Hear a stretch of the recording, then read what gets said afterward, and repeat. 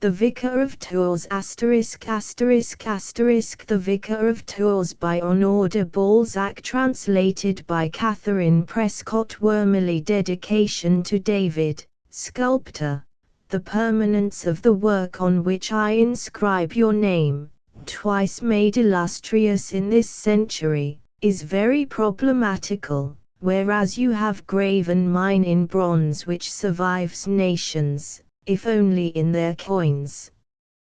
The day may come when numismatists, discovering amid the ashes of Paris existences perpetuated by you, will wonder at the number of heads crowned in your atelier and endeavor to find in them new dynasties. To you, this divine privilege; to me, gratitude. De Balzac. Contents: The Vicar of Tours I-234 Addendum. The Vicar of Tours I. Early in the autumn of 1826 the Abbé Birotteau, the principal personage of this history, was overtaken by a shower of rain as he returned home from a friend's house, where he had been passing the evening. He therefore crossed, as quickly as his corpulence would allow, the deserted little square called the Cloister, which lies directly behind the chancel of the Cathedral of Saint Gatien at Tours. The Abbé Birotteau, a short little man, apoplectic in constitution and about 60 years old, had already gone through several attacks of gout. Now, among the petty miseries of human life, the one for which the worthy priest felt the deepest aversion was the sudden sprinkling of his shoes, adorned with silver buckles, and the wetting of their soles. Notwithstanding the woolen socks in which at all seasons he enveloped his feet with the extreme care that ecclesiastics take of themselves, he was apt at such times to get them a little damp, and the next day gout was sure to give him certain infallible proofs of constancy. Nevertheless, as the pavement of the cloister was likely to be dry, and as the abbé had won 3 francs 10 sous in his rubber with Madame de Listomere, he bore the rain resignedly from the middle of the Place de l'Archevêché, where it began to come down in earnest. Besides, he was fondling his chimera, a desire already 12 years old, the desire of a priest, a desire formed anew every evening and now, apparently, very near accomplishment. In short, he had wrapped himself so completely in the fur cape of a canon that he did not feel the inclemency of the weather. During the evening several of the company who habitually gathered at Madame de Listomere's had almost guaranteed to him his nomination to the office of canon, then vacant in the metropolitan chapter of Saint Gatien, assuring him that no one deserved such promotion as he, whose rights, long overlooked, were indisputable. If he had lost the rubber, if he had heard that his rival, the Abbé Poirel, was named canon, the worthy man would have thought the rain extremely chilling, he might even have thought ill of life. But it so chanced that he was in one of those rare moments when happy inward sensations make a man oblivious of discomfort. In hastening his steps he obeyed a more mechanical impulse, and truth, so essential in a history of manners and morals, compels us to say that he was thinking of neither rain nor gout. In former days there was in the cloister, on the side towards the Grand Rue, a cluster of houses forming a close and belonging to the cathedral, where several of the dignitaries of the chapter lived. After the confiscation of ecclesiastical property, the town had turned the passage through this close into a narrow street, called the Rue de la Salette, by which pedestrians passed from the cloister to the Grand Rue. The name of this street proves clearly enough that the precentor and his pupils and those connected with the choir formerly lived there. The other side, the left side, of the street is occupied by a single house, the walls of which are overshadowed by the buttresses of St. Gatian, which have their base in the narrow little garden of the house, leaving it doubtful whether the cathedral was built before or after this venerable dwelling. An archaeologist examining the arabesques, the shape of the windows, the arch of the door, the whole exterior of the house, now mellow with age, would see at once that it had always been a part of the magnificent edifice with which it is blended. An antiquary, had there been one at Tours, one of the least literary towns in all France, would even discover, where the narrow street enters the cloister, several vestiges of an old arcade, which formerly made a portico to these ecclesiastical dwellings, and was, no doubt, harmonious in style with the general character of the architecture. The house of which we speak, standing on the north side of the cathedral, was always in the shadow thrown by that vast edifice, on which time had cast its dingy mantle, marked its furrows, and shed its chill humidity, its lichen, mosses, and rank herbs. The darkened dwelling was wrapped in silence, broken only by the bells, by the chanting of the offices heard through the windows of the church, by the call of the jackdaws nesting in the belfries. The region is a desert of stones, a solitude with a character of its own, an arid spot, which could only be inhabited by beings who had either attained to absolute nullity, or were gifted with some abnormal strength of soul. The house in question had always been occupied by abbeys, and it belonged to an old maid named Mademoiselle Gaimard. Though the property had been bought from the national domain under the Reign of Terror by the father of Mademoiselle Gaimard, no one objected under the Restoration to the old maid's retaining it, because she took priests to board and was very devout. It may be that religious persons gave her credit for the intention of leaving the property to the chapter. The Abbé Birotteau was making his way to this house, where he had lived for the last 2 years. His apartment had been, as was now the canonry, an object of envy and his hoc erat in votis for a dozen years.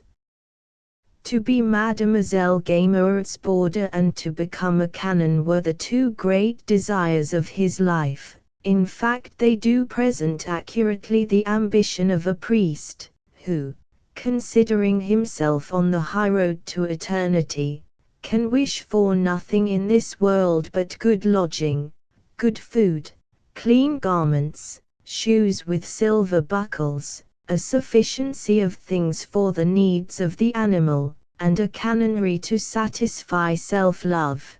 That inexpressible sentiment which follows us, they say, into the presence of God, for there are grades among the saints. But the covetous desire for the apartment which the Abbé Birotteau was now inhabiting, a very harmless desire in the eyes of worldly people, had been to the abbé nothing less than a passion full of obstacles, and, like more guilty passions, full of hopes, pleasures, and remorse. The interior arrangements of the house did not allow Mademoiselle Gaimard to take more than 2 lodgers.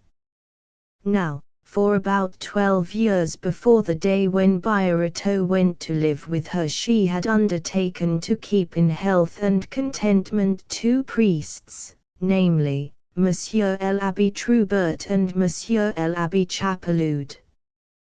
The Abbé Troubert still lived. The Abbé Chapeloud was dead, and Birotteau had stepped into his place. The late Abbé Chapeloud, in life a canon of Saint Gatien, had been an intimate friend of the Abbé Birotteau. Every time that the latter paid a visit to the canon he had constantly admired the apartment, the furniture and the library. Out of this admiration grew the desire to possess these beautiful things. It had been impossible for the Abbé Birotteau to stifle this desire, though it often made him suffer terribly when he reflected that the death of his best friend could alone satisfy his secret covetousness, which increased as time went on. The Abbé Chapeloud and his friend Birotteau were not rich. Both were sons of peasants, and their slender savings had been spent in the mere costs of living during the disastrous years of the Revolution. When Napoleon restored the Catholic worship, the Abbé Chapeloud was appointed canon of the cathedral and Birotteau was made vicar of it. Chapeloud then went to board with Mademoiselle Gaimard. When Birotteau first came to visit his friend, he thought the arrangement of the rooms excellent, but he noticed nothing more.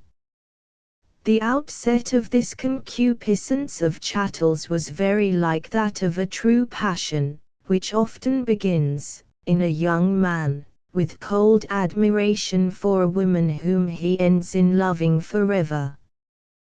The apartment, reached by a stone staircase, was on the side of the house that faced south. The Abbé Troubert occupied the ground floor, and Mademoiselle Gaimard the first floor of the main building, looking on the street. When Chapeloud took possession of his rooms they were bare of furniture, and the ceilings were blackened with smoke. The stone mantelpieces, which were very badly cut, had never been painted. At first, the only furniture the poor canon could put in was a bed, a table, a few chairs, and the books he possessed. The apartment was like a beautiful woman in rags. But 2 or 3 years later, an old lady having left the Abbé Chapeloud 2,000 francs, he spent that sum on the purchase of an oak bookcase, the relic of a chateau pulled down by the Bandinois, the carving of which deserved the admiration of all artists. The abbé made the purchase less because it was very cheap than because the dimensions of the bookcase exactly fitted the space it was to fill in his gallery. His savings enabled him to renovate the whole gallery, which up to this time had been neglected and shabby. The floor was carefully waxed, the ceiling whitened, the woodwork painted to resemble the grain and knots of oak. A long table in ebony and 2 cabinets by Bole completed the decoration, and gave to this gallery a certain air that was full of character. In the course of 2 years the liberality of devout persons, and legacies, though small ones, from pious penitents, filled the shelves of the bookcase, till then half empty. Moreover, Chapeloud's uncle, an old Oratorian, had left him his collection in folio of the Fathers of the Church, and several other important works that were precious to a priest. Birotteau, more and more surprised by the successive improvements of the gallery, once so bare, came by degrees to a condition of involuntary envy. He wished he could possess that apartment, so thoroughly in keeping with the gravity of ecclesiastical life. The passion increased from day to day. Working, sometimes for days together, in this retreat, the vicar could appreciate the silence and the peace that reigned there. During the following year the Abbé Chapeloud turned a small room into an oratory, which his pious friends took pleasure in beautifying. Still later, another lady gave the canon a set of furniture for his bedroom, the covering of which she had embroidered under the eyes of the worthy man without his ever suspecting its destination. The bedroom then had the same effect upon the vicar that the gallery had long had, it dazzled him. Lastly, about 3 years before the Abbé Chapeloud's death, he completed the comfort of his apartment by decorating the salon. Though the furniture was plainly covered in red Utrecht velvet, it fascinated Birotteau. From the day when the canon's friend first laid eyes on the red damask curtains, the mahogany furniture, the Aubusson carpet which adorned the vast room, then lately painted, his envy of Chapeloud's apartment became a monomania hidden within his breast. To live there, to sleep in that bed with the silk curtains where the canon slept, to have all Chapeloud's comforts about him, would be, Birotteau felt, complete happiness. He saw nothing beyond it. All the envy, all the ambition which the things of this world give birth to in the hearts of other men concentrated themselves for Birotteau in the deep and secret longing he felt for an apartment like that which the Abbé Chapeloud had created for himself. When his friend fell ill he went to him out of true affection, but all the same, when he first heard of his illness, and when he sat by his bed to keep him company, there arose in the depths of his consciousness, in spite of himself, a crowd of thoughts the simple formula of which was always, if Chapeloud dies I can have this apartment.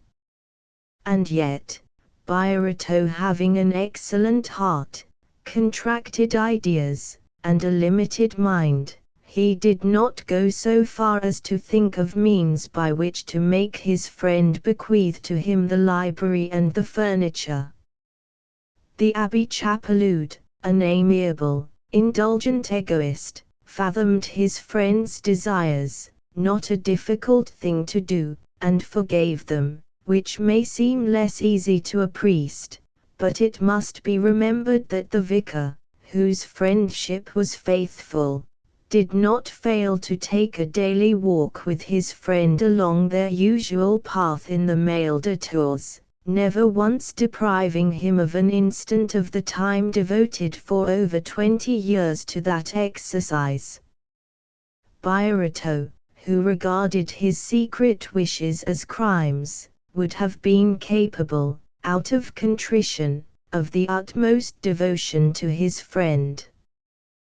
The latter paid his debt of gratitude for a friendship so ingenuously sincere by saying, a few days before his death, as the vicar sat by him reading the quotidienne aloud, "This time you will certainly get the apartment. I feel it is all over with me now." Accordingly, it was found that the Abbé Chapeloud had left his library and all his furniture to his friend Birotteau.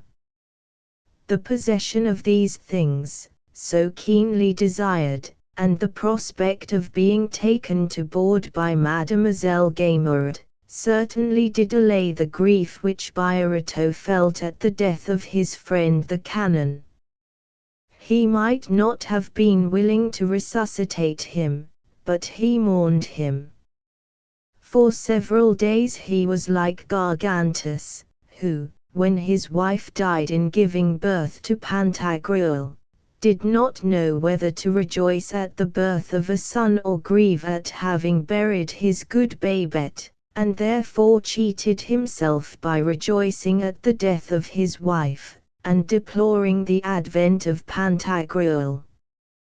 The Abbé Birotteau spent the first days of his mourning in verifying the books in his library, in making use of his furniture, in examining the whole of his inheritance, saying in a tone which, unfortunately, was not noted at the time, "Poor Chapelud." His joy and his grief so completely absorbed him that he felt no pain when he found that the office of canon, in which the late Chapelud had hoped his friend Bioreto might succeed him, was given to another. Mademoiselle Gaimard having cheerfully agreed to take the vicar to board, the latter was thenceforth a participator in all those felicities of material comfort of which the deceased canon had been wont to boast. Incalculable they were. According to the Abbé Chapelud, none of the priests who inhabited the city of Tours, not even the archbishop, had ever been the object of such minute and delicate attentions as those bestowed by Mademoiselle Gaimard on her two lodgers. The first words the canon said to his friend when they met for their walk on the Mail referred usually to the succulent dinner he had just eaten, and it was a very rare thing if during the walks of each week he did not say at least 14 times, "That excellent spinster certainly has a vocation for serving ecclesiastics." Just think, the canon would say to Bioreto, that for 12 consecutive years nothing has ever been amiss, linen in perfect order, bands, albs, surplices, I find everything in its place, always in sufficient quantity, and smelling of orris root. My furniture is rubbed and kept so bright that I don't know when I have seen any dust. Did you ever see a speck of it in my rooms? Then the firewood is so well selected. The least little things are excellent. In fact, Mademoiselle Gaimard keeps an incessant watch over my wants. I can't remember having rung twice for anything, no matter what, in 10 years. That's what I call living. I never have to look for a single thing, not even my slippers. Always a good fire, always a good dinner. Once the bellows annoyed me, the nozzle was choked up, but I only mentioned it once, and the next day Mademoiselle gave me a very pretty pair, also those nice tongs you see me mend the fire with. For all answer Bioreto would say, smelling of orris root. That smelling of orris root always affected him. The canon's remarks revealed ideal joys to the poor vicar, whose bands and albs were the plague of his life, for he was totally devoid of method and often forgot to order his dinner. Therefore, if he saw Mademoiselle Gaimard at Saint Gatien while saying Mass or taking round the plate, he never failed to give her a kindly and benevolent look, such a look as Saint Teresa might have cast to heaven. Though the comforts which all creatures desire, and for which he had so often longed, thus fell to his share, the Abbé Bioreto, like the rest of the world, found it difficult, even for a priest, to live without something to hanker for. Consequently, for the last 18 months he had replaced his too satisfied passions by an ardent longing for a canonry. The title of canon had become to him very much what a peerage is to a plebeian minister. The prospect of an appointment, hopes of which had just been held out to him at Madame de Listomere's, so completely turned his head that he did not observe until he reached his own door that he had left his umbrella behind him. Perhaps, even then, if the rain were not falling in torrents he might not have missed it, so absorbed was he in the pleasure of going over and over in his mind what had been said to him on the subject of his promotion by the company at Madame de Listomere's, an old lady with whom he spent every Wednesday evening. The vicar rang loudly, as if to let the servant know she was not to keep him waiting. Then he stood close to the door to avoid, if he could, getting showered, but the drip from the roof fell precisely on the toes of his shoes, and the wind blew gusts of rain into his face that were much like a shower bath. Having calculated the time necessary for the woman to leave the kitchen and pull the string of the outer door, he rang again, this time in a manner that resulted in a very significant peal of the bell. "They can't be out," he said to himself, not hearing any movement on the premises. Again he rang, producing a sound that echoed sharply through the house and was taken up and repeated by all the echoes of the cathedral, so that no one could avoid waking up at the remonstrating racket.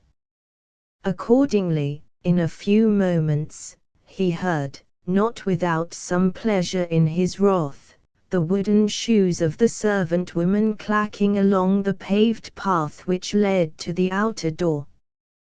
But even then the discomforts of the gouty old gentleman were not so quickly over as he hoped. Instead of pulling the string, Marianne was obliged to turn the lock of the door with its heavy key, and pull back all the bolts. "Why did you let me ring 3 times in such weather?" said the vicar. "But, monsieur, don't you see the door was locked? We have all been in bed ever so long. It struck 11:15 some time ago. Mademoiselle must have thought you were in. You saw me go out, yourself. Besides, Mademoiselle knows very well I always go to Madame de Listomere's on Wednesday evening. I only did as Mademoiselle told me, monsieur." These words struck the vicar a blow, which he felt the more because his late reverie had made him completely happy. He said nothing and followed Marianne towards the kitchen to get his candlestick, which he supposed had been left there as usual. But instead of entering the kitchen, Marianne went on to his own apartments, and there the vicar beheld his candlestick on a table close to the door of the red salon, in a sort of antechamber formed by the landing of the staircase, which the late canon had enclosed with a glass partition. Mute with amazement, he entered his bedroom hastily, found no fire, and called to Marianne, who had not had time to get downstairs. "You have not lighted the fire," he said. "Beg pardon, Monsieur l'Abbé, I did," she said, "it must have gone out." Birotteau looked again at the hearth, and felt convinced that the fire had been out since morning. "I must dry my feet," he said. "Make the fire." Marianne obeyed with the haste of a person who wants to get back to her night's rest. While looking about him for his slippers, which were not in the middle of his bedside carpet as usual, the abbé took mental notes of the state of Marianne's dress, which convinced him that she had not got out of bed to open the door as she said she had. He then recollected that for the last 2 weeks he had been deprived of various little attentions which for 18 months had made life sweet to him. Now, as the nature of narrow minds induces them to study trifles, Birotteau plunged suddenly into deep meditation on these 4 circumstances, imperceptible in their meaning to others, but to him indicative of 4 catastrophes. The total loss of his happiness was evidently foreshadowed in the neglect to place his slippers, in Marianne's fossud about the fire, in the unusual removal of his candlestick to the table of the antechamber, and in the evident intention to keep him waiting in the rain. When the fire was burning on the hearth, and the lamp was lighted, and Marianne had departed without saying, as usual, "Does Monsieur want anything more?" the Abbé Birotteau let himself fall gently into the wide and handsome easy-chair of his late friend, but there was something mournful in the movement with which he dropped upon it. The good soul was crushed by a presentiment of coming calamity. His eyes roved successively to the handsome tall clock, the bureau, curtains, chairs, carpets, to the stately bed, the basin of holy water, the crucifix, to a Virgin by Valentin, a Christ by Lebrun, in short, to all the accessories of this cherished room, while his face expressed the anguish of the tenderest farewell that a lover ever took of his first mistress, or an old man of his lately planted trees. The vicar had just perceived, somewhat late it is true, the signs of a dumb persecution instituted against him for the last 3 months by Mademoiselle Gaimard, whose evil intentions would doubtless have been fathomed much sooner by a more intelligent man. Old maids have a special talent for accentuating the words and actions which their dislikes suggest to them. They scratch like cats. They not only wound but they take pleasure in wounding, and in making their victim see that he is wounded. A man of the world would never have allowed himself to be scratched twice. The good abbé, on the contrary, had taken several blows from those sharp claws before he could be brought to believe in any evil intention. But when he did perceive it, he set to work, with the inquisitorial sagacity which priests acquire by directing consciences and burrowing into the nothings of the confessional, to establish, as though it were a matter of religious controversy, the following proposition, admitting that Mademoiselle Gaimard did not remember it was Madame de Listomere's evening, and that Marianne did think I was home, and did really forget to make my fire. It is impossible, inasmuch as I myself took down my candlestick this morning, that Mademoiselle Gaimard, seeing it in her salon, could have supposed I had gone to bed. Ergo, Mademoiselle Gaimard intended that I should stand out in the rain, and, by carrying my candlestick upstairs, she meant to make me understand it. "What does it all mean?" he said aloud, roused by the gravity of these circumstances, and rising as he spoke to take off his damp clothes, get into his dressing gown, and do up his head for the night. Then he returned from the bed to the fireplace, gesticulating, and launching forth in various tones the following sentences, all of which ended in a high falsetto key, like notes of interjection.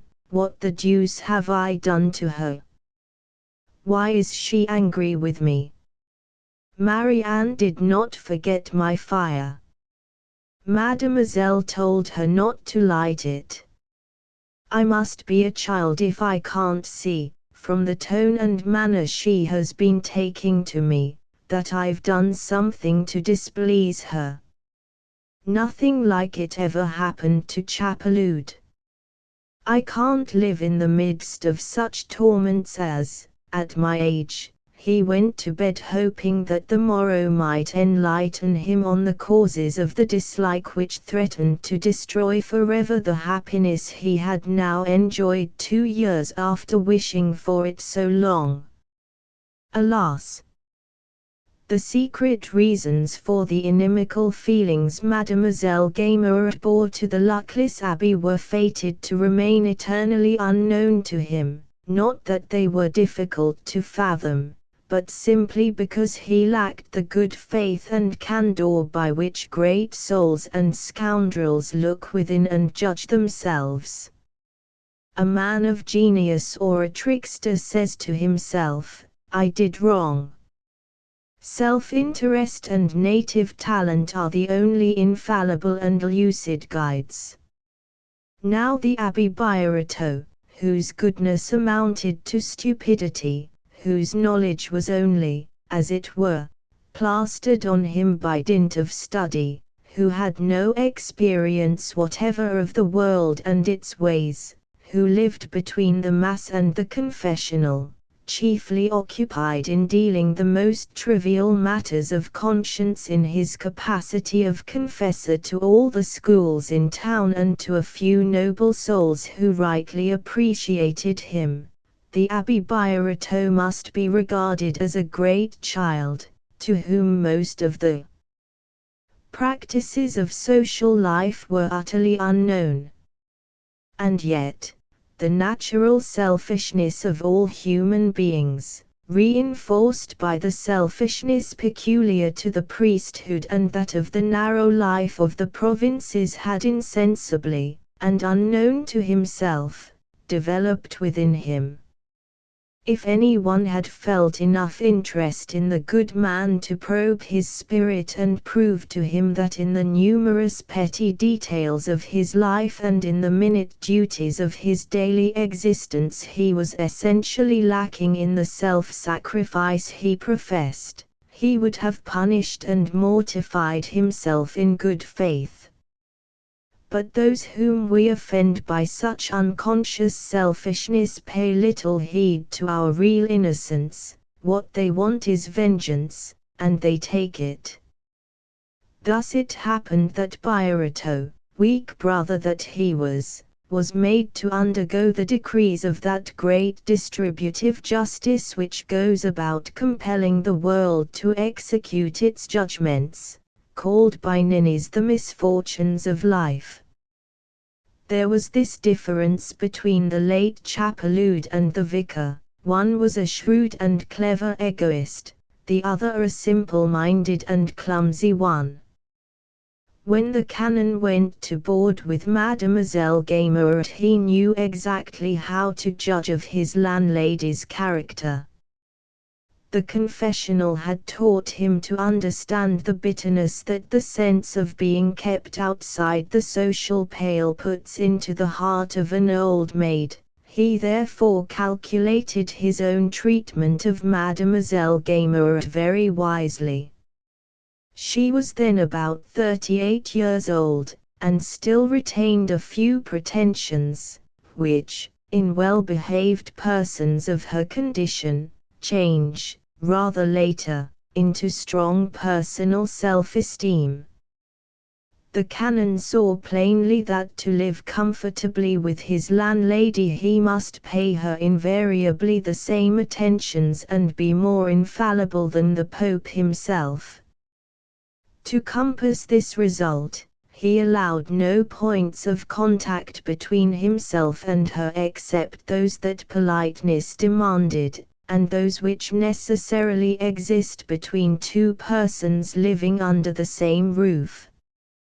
Thus, though he and the Abbé Troubert took their regular 3 meals a day, he avoided the family breakfast by inducing Mademoiselle Gaimard to send his coffee to his own room.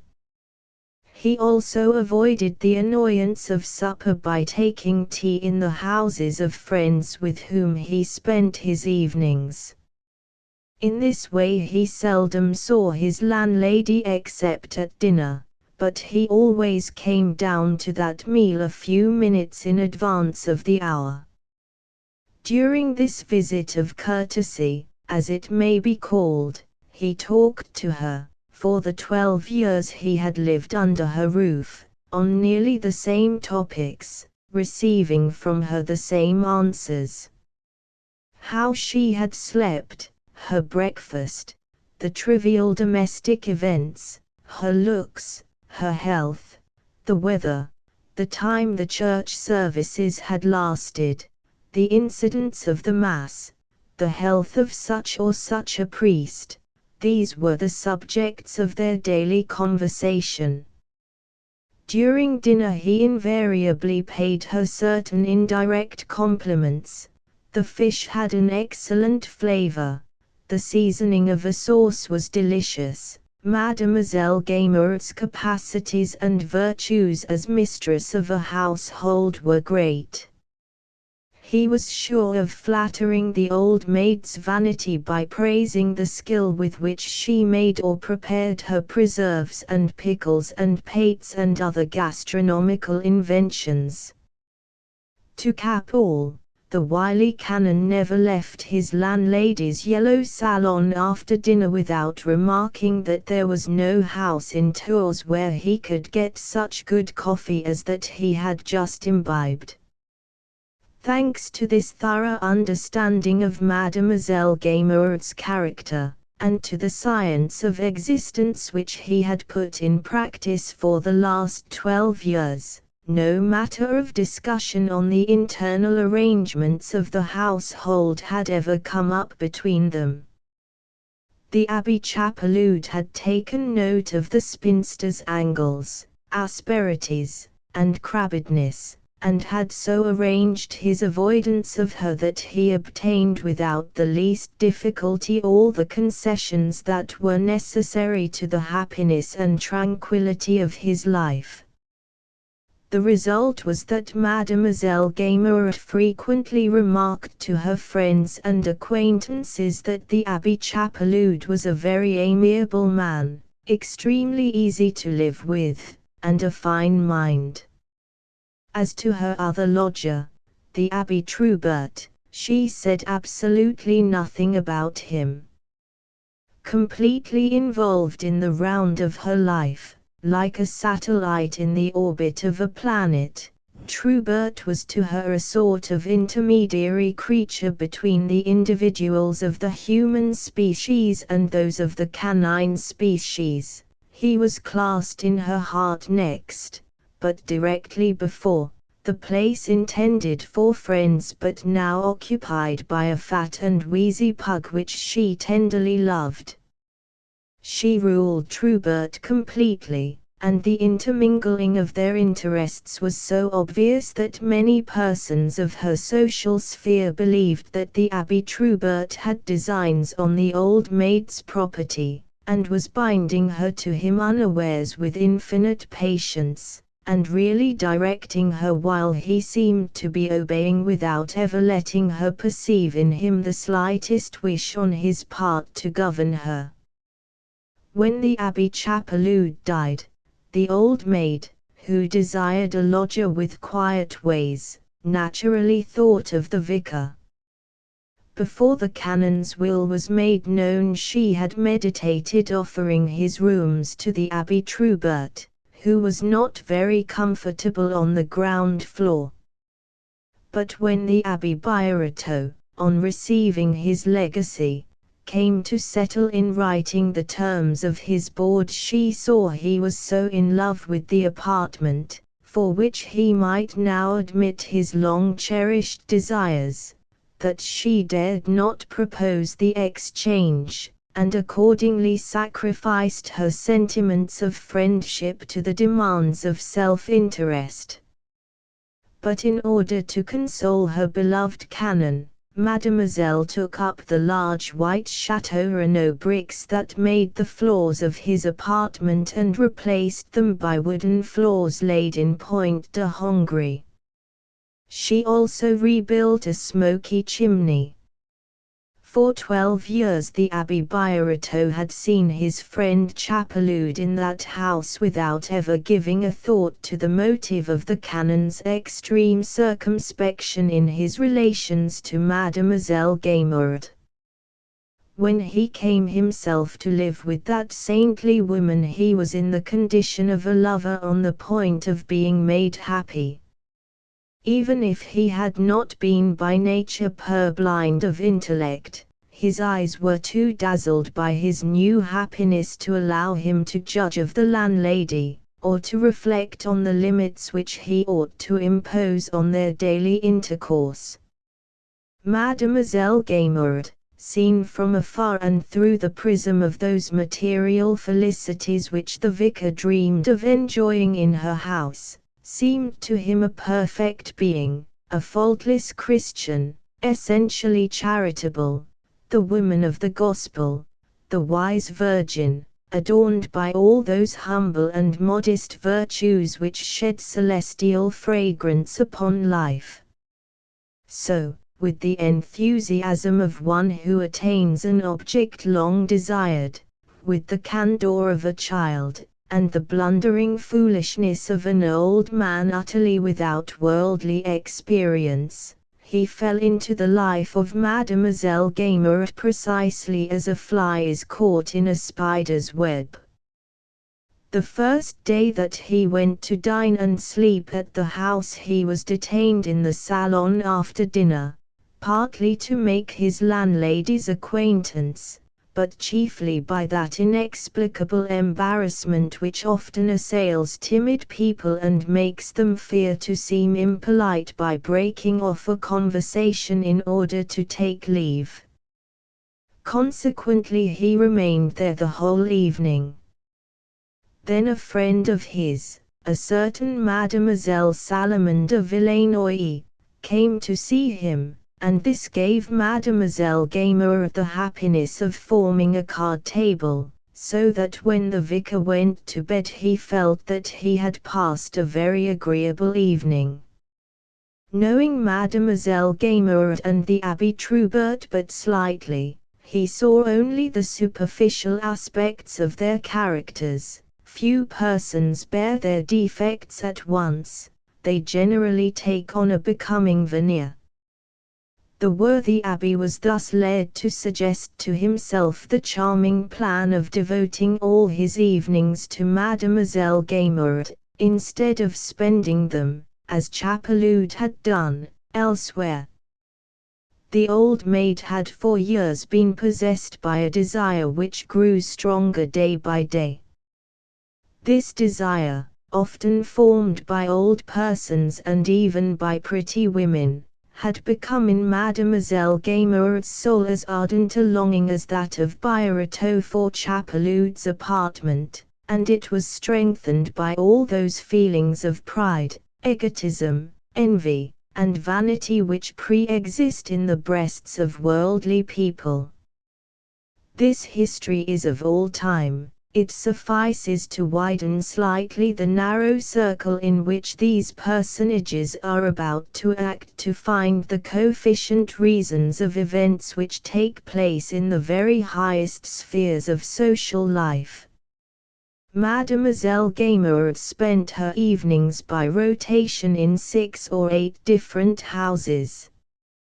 Whether it was that she disliked being obliged to go out to seek society, and considered that at her age she had a right to expect some return, or that her pride was wounded at receiving no company in her house, or that her self-love craved the compliments she saw her various hostesses receive, certain it is that her whole ambition was to make her salon a centre towards which a given number of persons should nightly make their way with pleasure. One morning as she left Saint Gatien, after Birotteau and his friend Mademoiselle Salomon had spent a few evenings with her and with the faithful and patient Troubert, she said to certain of her good friends whom she met at the church door, and whose slave she had hitherto considered herself, that those who wished to see her could certainly come once a week to her house, where she had friends enough to make a card table. She could not leave the Abbé Birotteau. Mademoiselle Salomon had not missed a single evening that week. She was devoted to friends, and, etc., etc. Her speech was all the more humbly haughty and softly persuasive because Mademoiselle Salomon de Villenoix belonged to the most aristocratic society in Tours. For though Mademoiselle Salomon came to Mademoiselle Gaimard's house solely out of friendship for the vicar, the old maid triumphed in receiving her, and saw that, thanks to Birotteau, she was on the point of succeeding in her great desire to form a circle as numerous and as agreeable as those of Madame de Listomere, Mademoiselle Merlin de la Blottière, and other devout ladies who were in the habit of receiving the pious and ecclesiastical society of Tours. But alas! The Abbé Birotteau himself caused this cherished hope to miscarry. Now if those persons who in the course of their lives have attained to the enjoyment of a long-desired happiness and have therefore comprehended the joy of the vicar when he stepped into Chapeloud's vacant place, they will also have gained some faint idea of Mademoiselle Gaimard's distress at the overthrow of her favorite plan. After accepting his happiness in the old maid's salon for 6 months with tolerable patience, Birotteau deserted the house of an evening, carrying with him Mademoiselle Salomon. In spite of her utmost efforts, the ambitious Gaimard had recruited barely 6 visitors, whose faithful attendance was more than problematical, and Boston could not be played night after night unless at least 4 persons were present.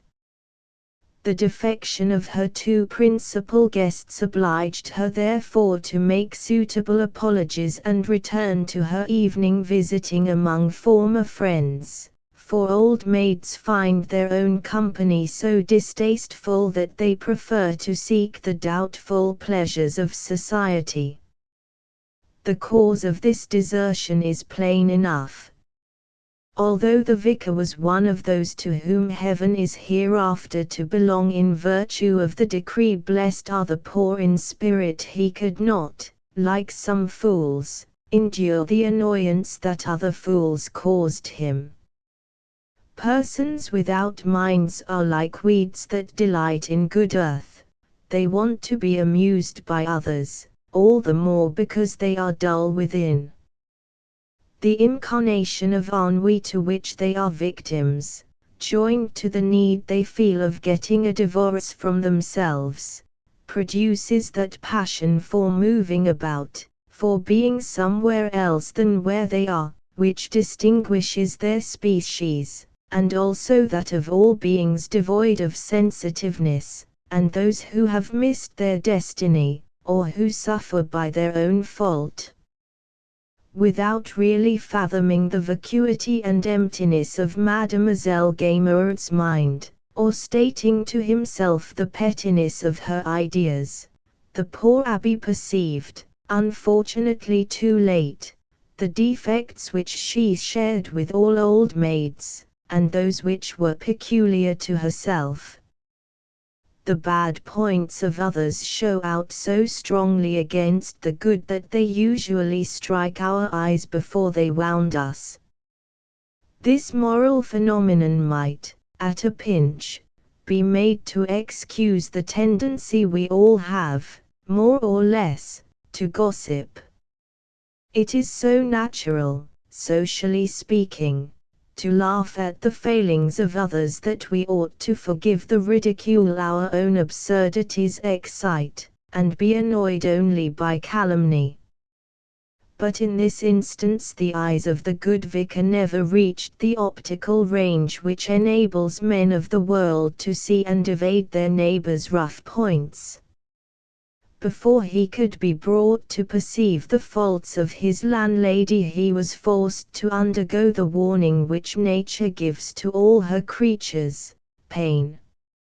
Old maids who have never yielded in their habits of life or in their characters to other lives and other characters, as the fate of women exacts, have, as a general thing, a mania for making others give way to them. In Mademoiselle Gamer this sentiment had degenerated into despotism, but a despotism that could only exercise itself on little things. For instance, among 100 other examples, the basket of counters placed on the card table for the Abbé Birotteau was to stand exactly where she placed it, and the Abbé annoyed her terribly by moving it, which he did nearly every evening. How is this sensitiveness stupidly spent on nothings to be accounted for? What is the object of it? No one could have told in this case. Mademoiselle Gamer herself knew no reason for it. The vicar, though a sheep by nature, did not like, any more than other sheep, to feel the crook too often, especially when it bristled with spikes. Not seeking to explain to himself the patience of the Abbé Troubert, Birotteau simply withdrew from the happiness which Mademoiselle Gamer believed that she seasoned to his liking, for she regarded happiness as a thing to be made, like her preserves. But the luckless Abbé made the break in a clumsy way, the natural way of his own naive character, and it was not carried out without much nagging and sharp shooting, which the Abbé Birotteau endeavored to bear as if he did not feel them. By the end of the first year of his sojourn under Mademoiselle Gamert's roof the vicar had resumed his former habits, spending 2 evenings a week with Madame de Listomere, 3 with Mademoiselle Salomon, and the other 2 with Mademoiselle Merlin de la Blottière. These ladies belonged to the aristocratic circles of Turanian society, to which Mademoiselle Gaimard was not admitted. Therefore the Abbé's abandonment was the more insulting, because it made her feel her want of social value. All choice implies contempt for the thing rejected. Monsieur Birotteau does not find us agreeable enough, said the Abbé Troubert to Mademoiselle Gaimard's friends when she was forced to tell them that her evenings must be given up. He is a man of the world, and a good liver. He wants fashion, luxury, witty conversation, and the scandals of the town.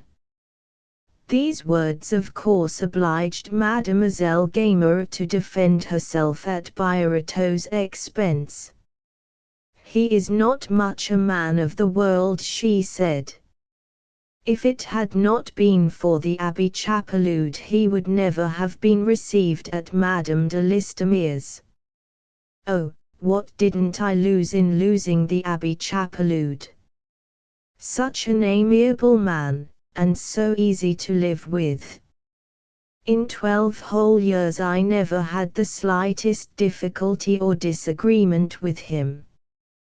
Presented thus, the innocent Abbé was considered by this bourgeois society, which secretly hated the aristocratic society, as a man essentially exacting and hard to get along with. For a week Mademoiselle Gaimard enjoyed the pleasure of being pitied by friends who, without really thinking one word of what they said, kept repeating to her, "How could he have turned against you, so kind and gentle as you are?" or, "Console yourself, dear Mademoiselle Gaimard, you are so well known that," etc. Nevertheless, these friends, enchanted to escape one evening a week in the cloister, the darkest, dreariest, and most out-of-the-way corner in Tours, blessed the poor vicar in their hearts. Between persons who are perpetually in each other's company dislike or love increases daily, every moment brings reasons to love or hate each other more and more. The Abbé Birotteau soon became intolerable to Mademoiselle Gaimard. 18 months after she had taken him to board, and at the moment when the worthy man was mistaking the silence of hatred for the peacefulness of content, and applauding himself for having, as he said, managed matters so well with the old maid, he was really the object of an underhand persecution and a vengeance deliberately planned.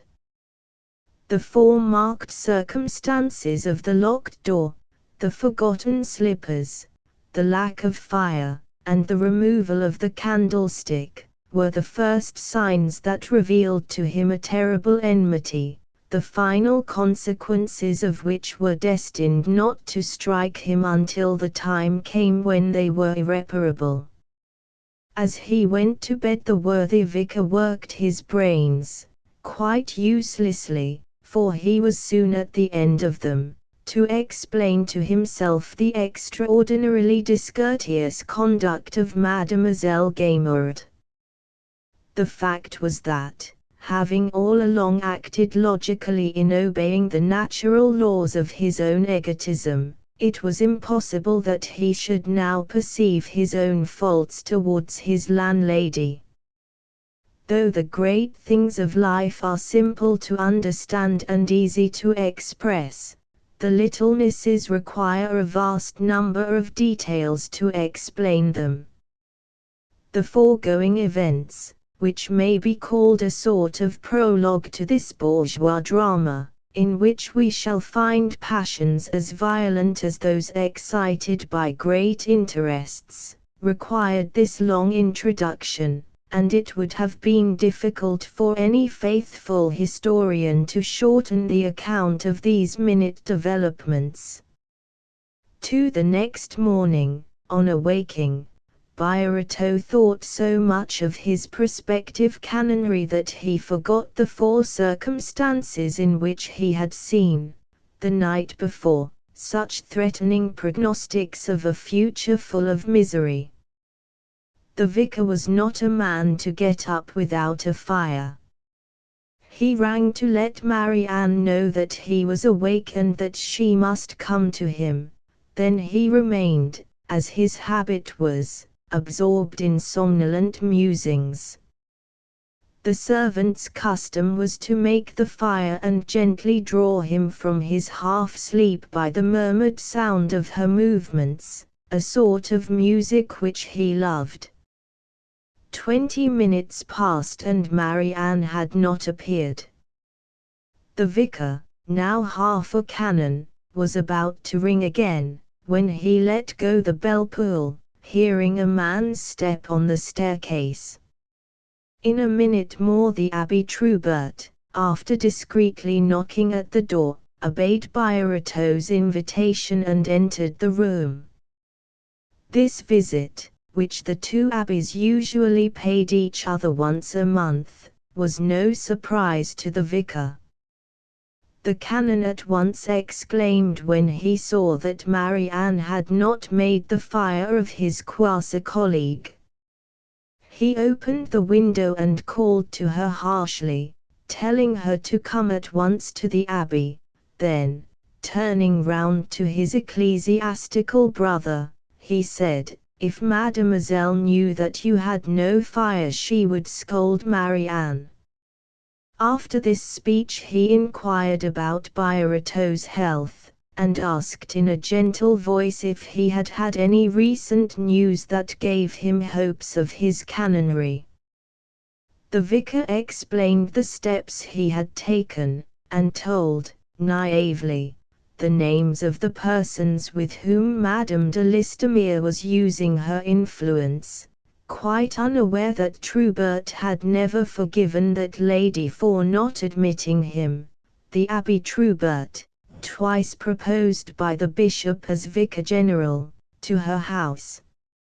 It would be impossible to find two figures which presented so many contrasts to each other as those of the two abbés. Troubert, tall and lean, was yellow and bilious, while the vicar was what we call, familiarly, plump.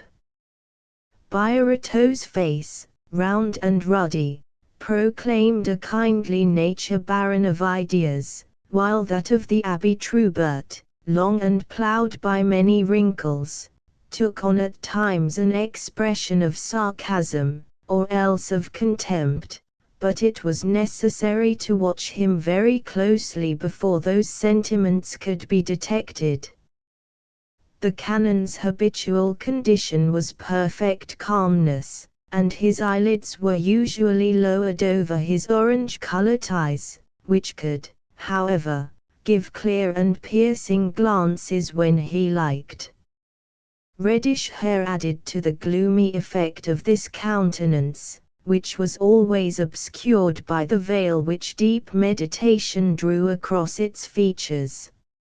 Many persons at first sight thought him absorbed in high and earnest ambitions, but those who claimed to know him better denied that impression, insisting that he was only stupidly dull under Mademoiselle Gaimard's despotism, or else worn out by too much fasting. He seldom spoke, and never laughed. When it did so happen that he felt agreeably moved, a feeble smile would flicker on his lips and lose itself in the wrinkles of his face. Birotteau, on the other hand, was all expansion, all frankness. He loved good things and was amused by trifles with the simplicity of a man who knew no spite or malice. The Abbé Troubert roused, at first sight, an involuntary feeling of fear, while the vicar's presence brought a kindly smile to the lips of all who looked at him. When the tall canon marched with solemn step through the naves and cloisters of Saint Gatien, his head bowed, his eye stern, respect followed him. That bent face was in harmony with the yellowing arches of the cathedral. The folds of his cassock fell in monumental lines that were worthy of statuary. The good vicar, on the contrary, perambulated about with no gravity at all. He trotted and ambled and seemed at times to roll himself along. But with all this there was one point of resemblance between the two men. For, precisely as Troubert's ambitious air, which made him feared, had contributed probably to keep him down to the insignificant position of a mere canon, so the character and ways of Birotteau marked him out as perpetually the vicar of the cathedral and nothing higher.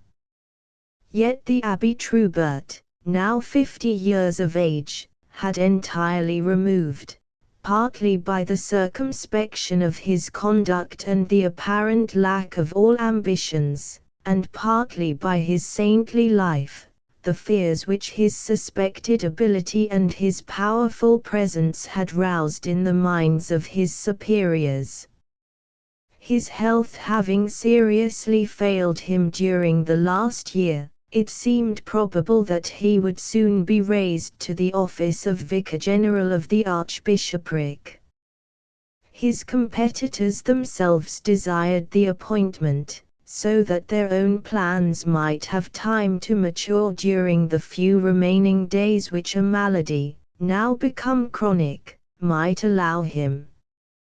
Far from offering the same hopes to rivals, Birotteau's triple chin showed to all who wanted his coveted canonry an evidence of the soundest health. Even his gout seemed to them, in accordance with the proverb, an assurance of longevity.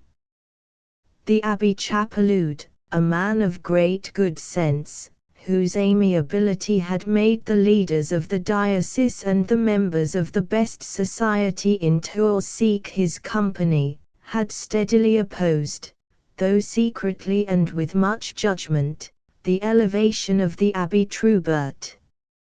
He had even adroitly managed to prevent his access to the salons of the best society. Nevertheless, during Chapeloud's lifetime Troubert treated him invariably with great respect, and showed him on all occasions the utmost deference. This constant submission did not, however, change the opinion of the late canon, who said to Byreto during the last walk they took together, "Distrust that lean stick of a Trubert, Sixtus V reduced to the limits of a bishopric." Such was the friend, the abiding guest of Mademoiselle Gaimard, who now came, the morning after the old maid had, as it were, declared war against the poor vicar, to pay his brother a visit and show him marks of friendship. "You must excuse Marianne," said the canon, as the woman entered. "I suppose she went first to my rooms. They are very damp, and I coughed all night. You are most healthily situated here," he added, looking up at the cornice. "Yes, I am lodged like a canon," replied Byreto. "And I like a vicar," said the other, humbly. "But you will soon be settled in the Archbishop's palace," said the kindly vicar, who wanted everybody to be happy. "Yes, or in the cemetery, but God's will be done," and Trubert raised his eyes to heaven resignedly. "I came," he said, "to ask you to lend me the Register of Bishops. You are the only man in Tours I know who has a copy." "Take it out of my library," replied Byreto, reminded by the canon's words of the greatest happiness of his life. The canon passed into the library and stayed there while the vicar dressed. Presently the breakfast bell rang, and the gouty vicar reflected that if it had not been for Trubert's visit he would have had no fire to dress by. "He's a kind man," thought he. The two priests went downstairs together, each armed with a huge folio which they laid on one of the side tables in the dining room. "What's all that?" asked Mademoiselle Gaimard, in a sharp voice, addressing Byreto. "I hope you are not going to litter up my dining room with your old books." "They are books I wanted," replied the Abbé Trubert. "Monsieur Byreto has been kind enough to lend them to me."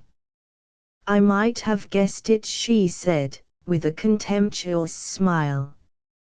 "Monsieur Byreto doesn't often read books of that size." "How are you, mademoiselle?" said the vicar, in a mellifluous voice. "Not very well," she replied, shortly. "You woke me up last night out of my first sleep, and I was wakeful for the rest of the night." Then, sitting down, she added, "Gentlemen, the milk is getting cold." Stupefied at being so ill-naturedly received by his landlady, from whom he half expected an apology, and yet alarmed, like all timid people at the prospect of a discussion, especially if it relates to themselves, the poor vicar took his seat in silence. Then, observing in Mademoiselle Gaimard's face the visible signs of ill humor, he was goaded into a struggle between his reason, which told him that he ought not to submit to such discourtesy from a landlady, and his natural character, which prompted him to avoid a quarrel. Torn by this inward misery, Byreto fell to examining attentively the broad green lines painted on the oilcloth which, from custom immemorial, Mademoiselle Gaimard left on the table at breakfast time, without regard to the ragged edges or the various scars displayed on its surface. The priests sat opposite to each other in cane-seated armchairs on either side of the square table, the head of which was taken by the landlady, who seemed to dominate the whole from a high chair raised on casters, filled with cushions, and standing very near to the dining-room stove. This room and the salon were on the ground floor beneath the salon and bedroom of the Abbé Birotteau. When the vicar had received his cup of coffee, duly sugared, from Mademoiselle Gaimard, he felt chilled to the bone at the grim silence in which he was forced to proceed with the usually gay function of breakfast. He dared not look at Trubert's dried-up features, nor at the threatening visage of the old maid, and he therefore turned, to keep himself in countenance, to the plethoric pug which was lying on a cushion near the stove, a position that victim of obesity seldom quitted, having a little plate of dainties always at his left side, and a bowl of fresh water at his right. "Well, my pretty," said the vicar, "are you waiting for your coffee?" The personage thus addressed, one of the most important in the household, though the least troublesome inasmuch as he had ceased to bark and left the talking to his mistress, turned his little eyes, sunk in rolls of fat, upon Birotteau. Then he closed them peevishly.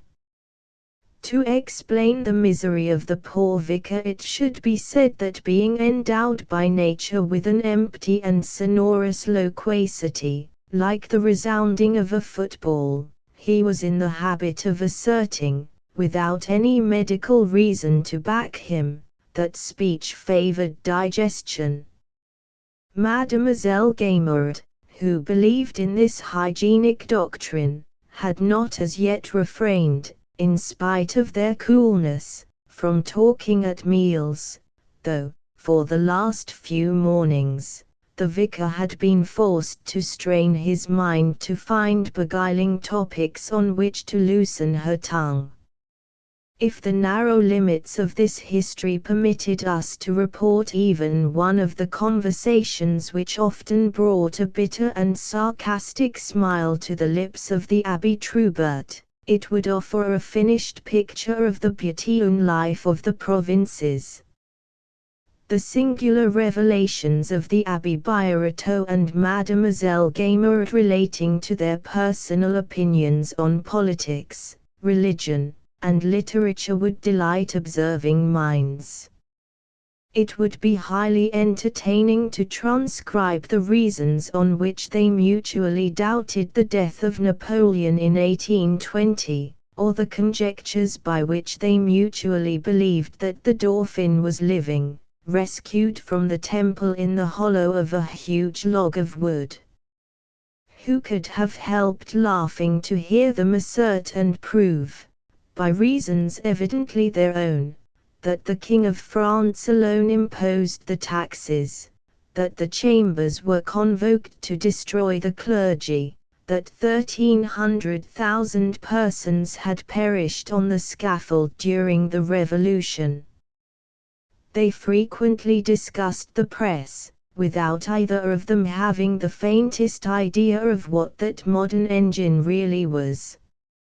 Monsieur Birotteau listened with acceptance to Mademoiselle Gaimard when she told him that a man who ate an egg every morning would die in a year, and that facts proved it, that a roll of light bread eaten without drinking for several days together would cure sciatica, that all the workmen who assisted in pulling down the Abbey Saint Martin had died in 6 months, that a certain prefect, under orders from Bonaparte, had done his best to damage the towers of Saint Gatian, with 100 other absurd tales.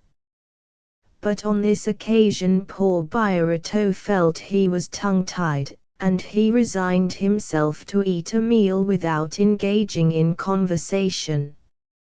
After a while, however, the thought crossed his mind that silence was dangerous for his digestion, and he boldly remarked, "This coffee is excellent." That act of courage was completely wasted. Then, after looking at the scrap of sky visible above the garden between the two buttresses of St. Gatian, the vicar again summoned nerve to say, "It will be finer weather today than it was yesterday." At that remark Mademoiselle Gaimard cast her most gracious look on the Abbé Troubert, and immediately turned her eyes with terrible severity on Birotteau, who fortunately by that time was looking on his plate. No creature of the feminine gender was ever more capable of presenting to the mind the elegiac nature of an old maid than Mademoiselle Sophie Gaimard.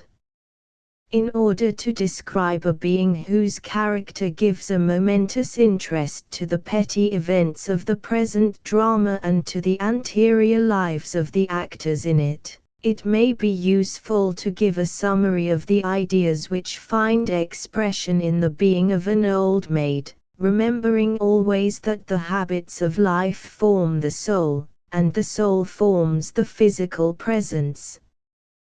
Though all things in society as well as in the universe are said to have a purpose, there do exist here below certain beings whose purpose and utility seem inexplicable.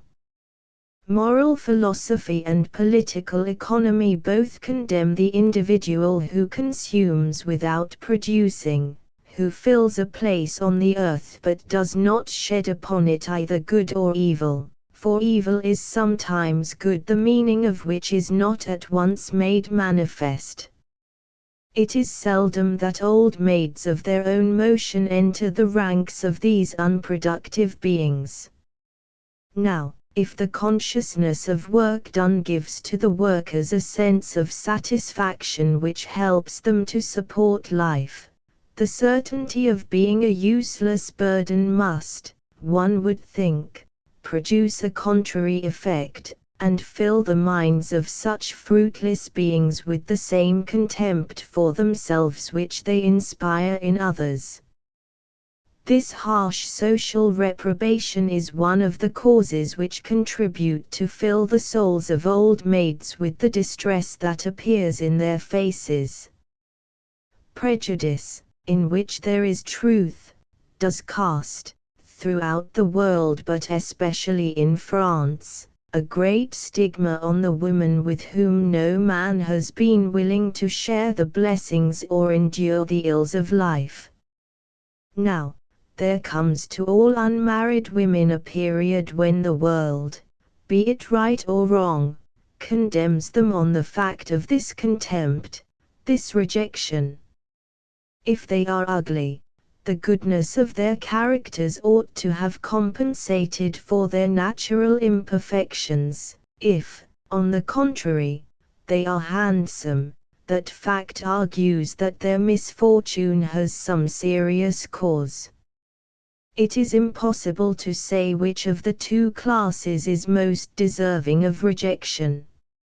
If, on the other hand, their celibacy is deliberate, if it proceeds from a desire for independence, neither men nor mothers will forgive their disloyalty to womanly devotion, evidenced in their refusal to feed those passions which render their sex so affecting.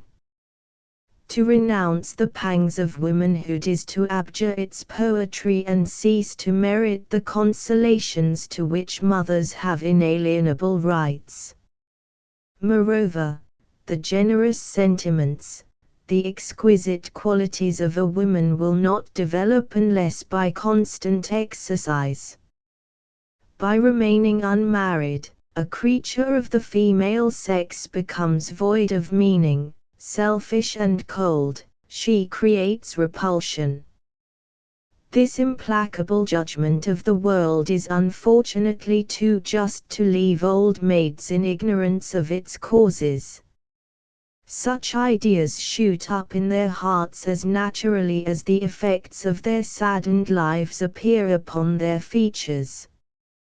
Consequently they wither, because the constant expression of happiness which blooms on the faces of other women and gives so soft a grace to their movements has never existed for them.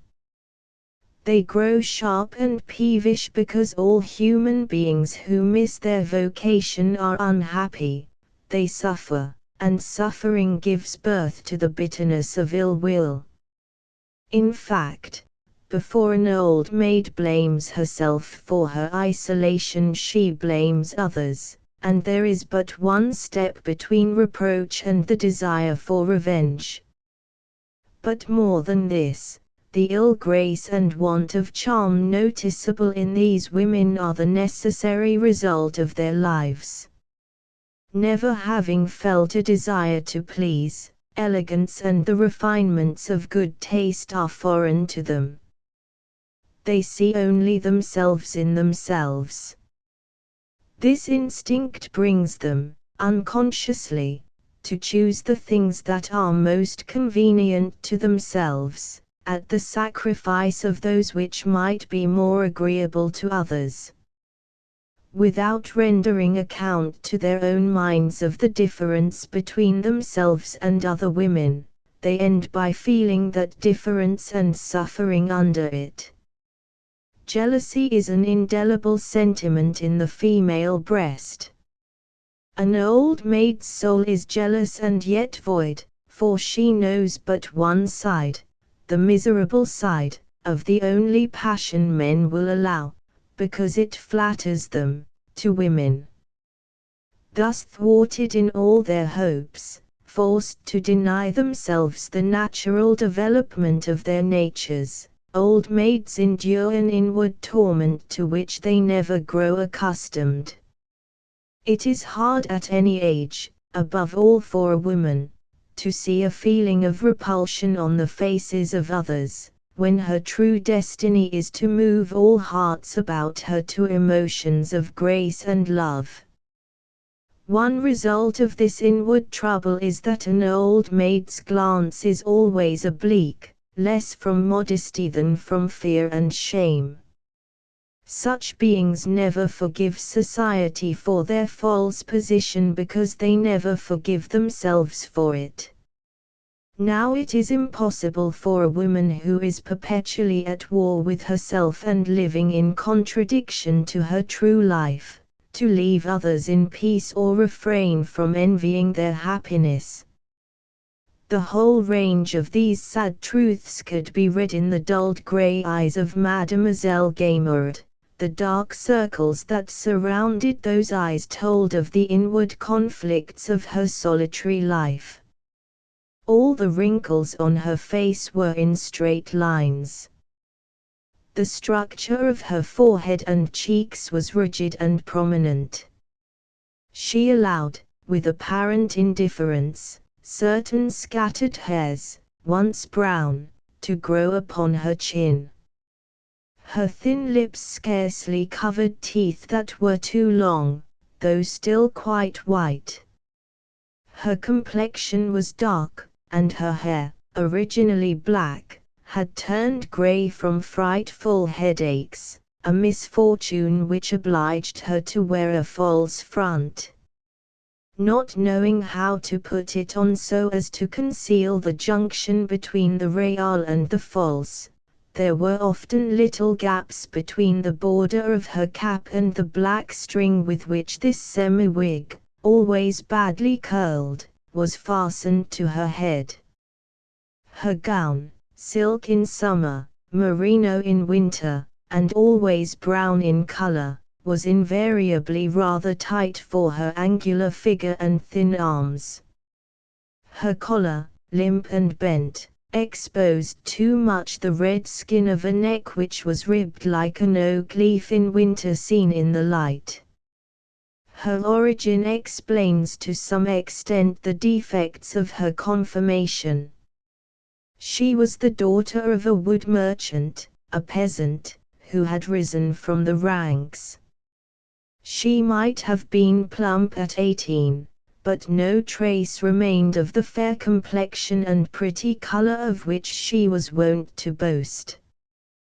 The tones of her flesh had taken the pallid tints so often seen in devotes.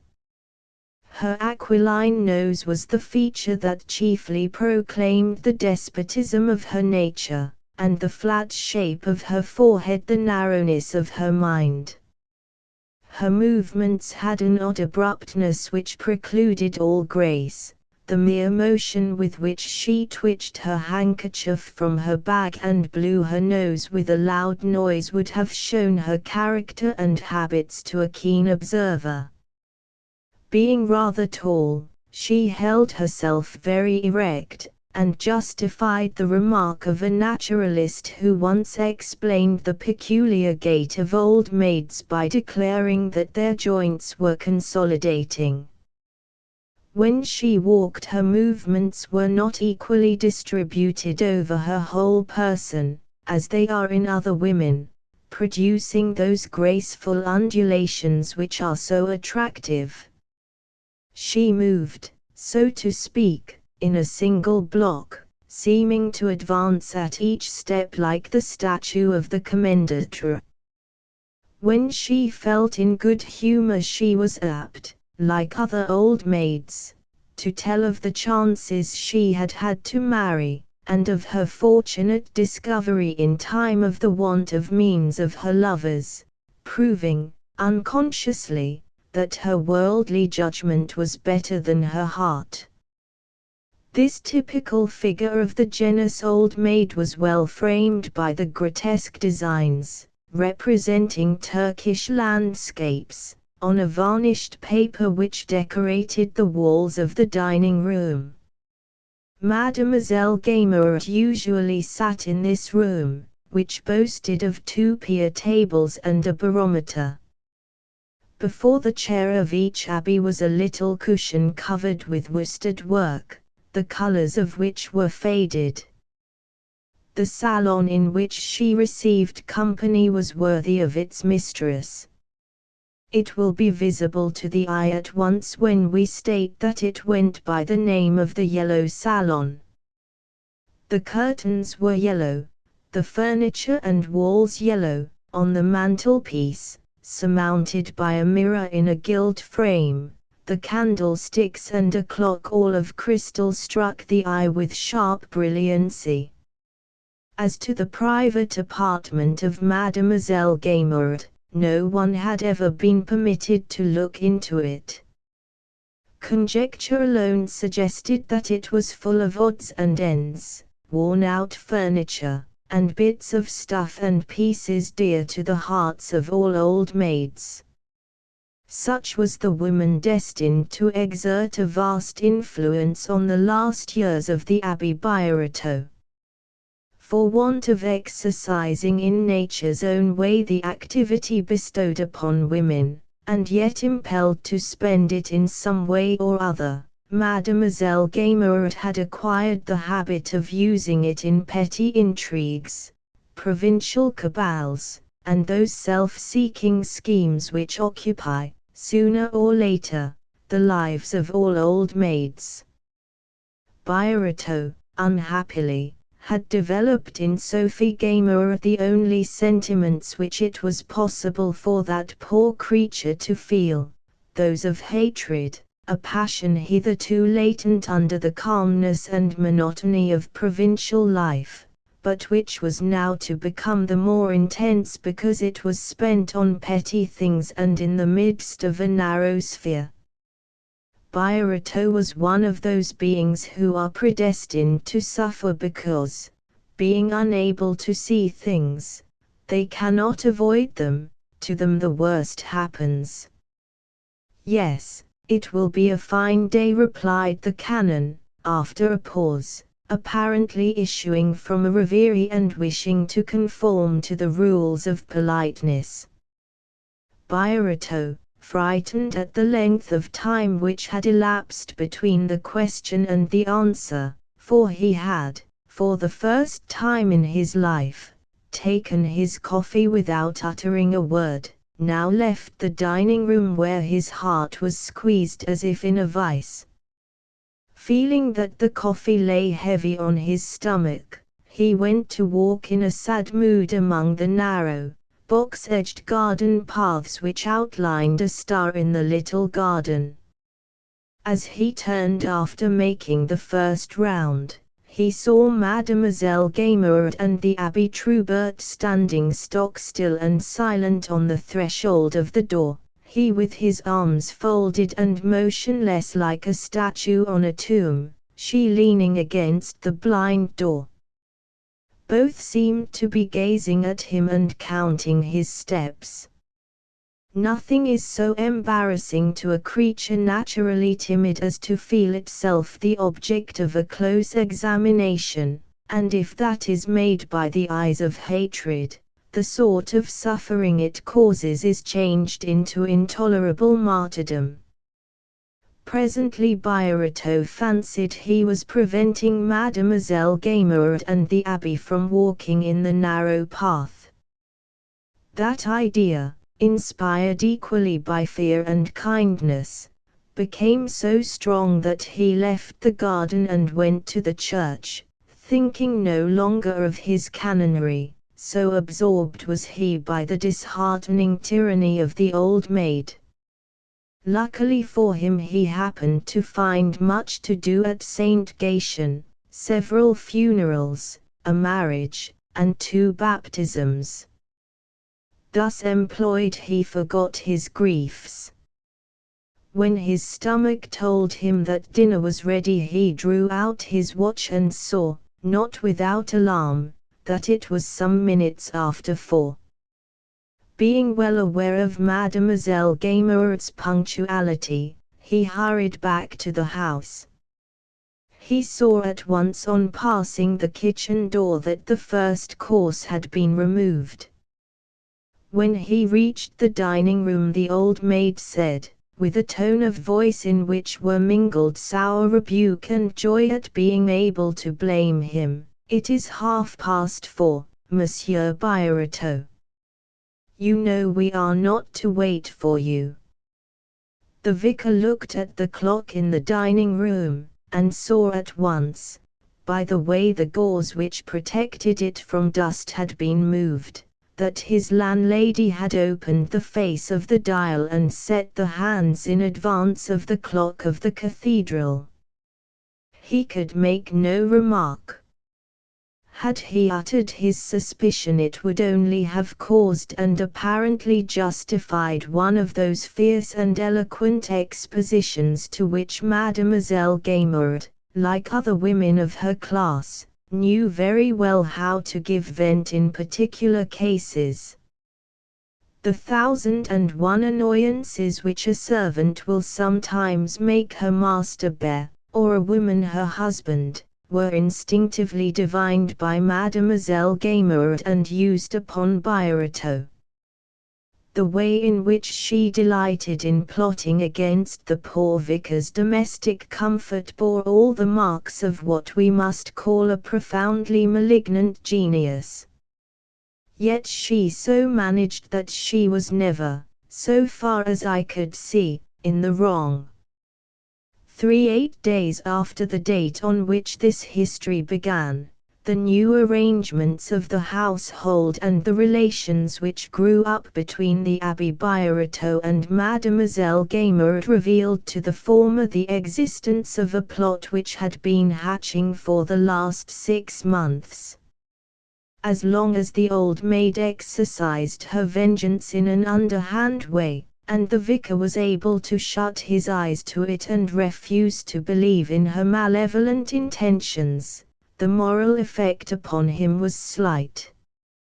But since the affair of the candlestick and the altered clock, Birotteau would doubt no longer that he was under an eye of hatred turned fully upon him. From that moment he fell into despair, seeing everywhere the skinny, claw-like fingers of Mademoiselle Gaimard ready to hook into his heart. The old maid, happy in a sentiment as fruitful of emotions as that of vengeance, enjoyed circling and swooping above the vicar as a bird of prey hovers and swoops above a field mouse before pouncing down upon it and devouring it. She had long since laid a plan which the poor dumbfounded priest was quite incapable of imagining, and which she now proceeded to unfold with that genius for little things often shown by solitary persons, whose souls, incapable of feeling the grandeur of true piety, fling themselves into the details of outward devotion. The petty nature of his troubles prevented Byaruto, always effusive and liking to be pitied and consoled, from enjoying the soothing pleasure of taking his friends into his confidence, a last but cruel aggravation of his misery. The little amount of tact which he derived from his timidity made him fear to seem ridiculous in concerning himself with such pettiness. And yet those petty things made up the sum of his existence, that cherished existence, full of business about nothings, and of nothingness in its business, a colorless barren life in which strong feelings were misfortunes, and the absence of emotion happiness. The poor priest's paradise was changed, in a moment, into hell. His sufferings became intolerable. The terror he felt at the prospect of a discussion with Mademoiselle Gaimard increased day by day. The secret distress which blighted his life began to injure his health. One morning, as he put on his mottled blue stockings, he noticed a marked diminution in the circumference of his calves. Horrified by so cruel and undeniable a symptom, he resolved to make an effort and appeal to the Abbé Trubert, requesting him to intervene, officially, between Mademoiselle Gaimard and himself. When he found himself in presence of the imposing canon, who, in order to receive his visitor in a bare and cheerless room, had hastily quitted a study full of papers, where he worked incessantly, and where no one was ever admitted, the vicar felt half ashamed at speaking of Mademoiselle Gaimard's provocations to a man who appeared to be so gravely occupied. But after going through the agony of the mental deliberations which all humble, undecided, and feeble persons endure about things of even no importance, he decided, not without much swelling and beating of the heart, to explain his position to the Abbé Trubert. The canon listened in a cold, grave manner, trying, but in vain, to repress an occasional smile which to more intelligent eyes than those of the vicar might have betrayed the emotions of a secret satisfaction. A flame seemed to dart from his eyelids when Byaruto pictured with the eloquence of genuine feeling the constant bitterness he was made to swallow, but Trubert laid his hand above those lids with a gesture very common to thinkers, maintaining the dignified demeanor which was usual with him. When the vicar had ceased to speak, he would indeed have been puzzled had he sought on Trubert's face, marbled with yellow blotches even more yellow than his usually bilious skin, for any trace of the feelings he must have excited in that mysterious priest. After a moment's silence the canon made one of those answers which required long study before their meaning could be thoroughly perceived, though later they proved to reflecting persons the astonishing depths of his spirit and the power of his mind. He simply crushed Byaruto by telling him that these things amazed him all the more because he should never have suspected their existence were it not for his brother's confession. He attributed such stupidity on his part to the gravity of his occupations, his labors, the absorption in which his mind was held by certain elevated thoughts which prevented his taking due notice of the petty details of life. he made the vicar observe, but without appearing to censure the conduct of a man whose age and connections deserved all respect, that in former days, recluses thought little about their food and lodging in the solitude of their retreats, where they were lost in holy contemplations, and that in our days, priests could make a retreat for themselves in the solitude of their own hearts. Then, reverting to Birotteau's affairs, he added that such disagreements were a novelty to him. For 12 years nothing of the kind had occurred between Mademoiselle Gaimard and the venerable Abbé Chapeloud. As for himself, he might, no doubt, be an arbitrator between the vicar and their landlady, because his friendship for that person had never gone beyond the limits imposed by the Church on her faithful servants, but if so, justice demanded that he should hear both sides. He certainly saw no change in Mademoiselle Gaimard, who seemed to him the same as ever. He had always submitted to a few of her caprices, knowing that the excellent woman was kindness and gentleness itself. The slight fluctuations of her temper should be attributed, he thought, to sufferings caused by a pulmonary affection, of which she said little, resigning herself to bear them in a truly Christian spirit. He ended by assuring the vicar that if he stayed a few years longer in Mademoiselle Gaimard's house he would learn to understand her better and acknowledge the real value of her excellent nature. Birotteau left the room confounded. In the direful necessity of consulting no one, he now judged Mademoiselle Gaimard as he would himself, and the poor man fancied that if he left her house for a few days he might extinguish, for want of fuel, the dislike the old maid felt for him. He accordingly resolved to spend, as he formerly did, a week or so at a country house where Madame de Listomere passed her autumns, a season when the sky is usually pure and tender in Touraine.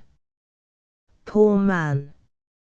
In so doing he did the thing that was most desired by his terrible enemy, whose plans could only have been brought to naught by the resistant patience of a monk. But the vicar, unable to divine them, not understanding even his own affairs, was doomed to fall, like a lamb, at the butcher's first blow. Madame de Listomere's country place, situated on the embankment which lies between Tours and the heights of St. George's, with a southern exposure and surrounded by rocks, combined the charms of the country with the pleasures of the town. It took but 10 minutes from the bridge of Tours to reach the house, which was called the Alouette, a great advantage in a region where no one will put himself out for anything whatsoever, not even to seek a pleasure. The Abbé Birotteau had been about 10 days at the Alouette, when, one morning while he was breakfasting, the porter came to say that Monsieur Caron desired to speak with him. Monsieur Caron was Mademoiselle Gaimard's lawyer, and had charge of her affairs. Birotteau, not remembering this, and unable to think of any matter of litigation between himself and others, left the table to see the lawyer in a stage of great agitation. He found him modestly seated on the balustrade of a terrace. "Your intention of ceasing to reside in Mademoiselle Gaimard's house being made evident," began the man of business. Monsieur," cried the Abbé Birotteau, interrupting him, "I have not the slightest intention of leaving it." "Nevertheless, monsieur," replied the lawyer, "you must have had some agreement in the matter with Mademoiselle, for she has sent me to ask how long you intend to remain in the country. The event of a long absence was not foreseen in the agreement, and may lead to a contest. Now, Mademoiselle Gamer, understanding that you're bored, Monsieur, said Birotteau, amazed, and again interrupting the lawyer, I did not suppose it necessary to employ, as it were, legal means to. Mademoiselle Gamer, who is anxious to avoid all dispute, said Monsieur Caron, has sent me to come to an understanding with you. Well, if you will have the goodness to return tomorrow, said the abbé, I shall then have taken advice in the matter. The quill driver withdrew. The poor vicar, frightened at the persistence with which Mademoiselle Gamer pursued him, returned to the dining room with his face so convulsed that everybody cried out when they saw him, What is the matter, Monsieur Birotteau? The abbé, in despair, sat down without a word, so crushed was he by the vague presence of approaching disaster. But after breakfast, when his friends gathered round him before a comfortable fire, Birotteau naively related the history of his troubles.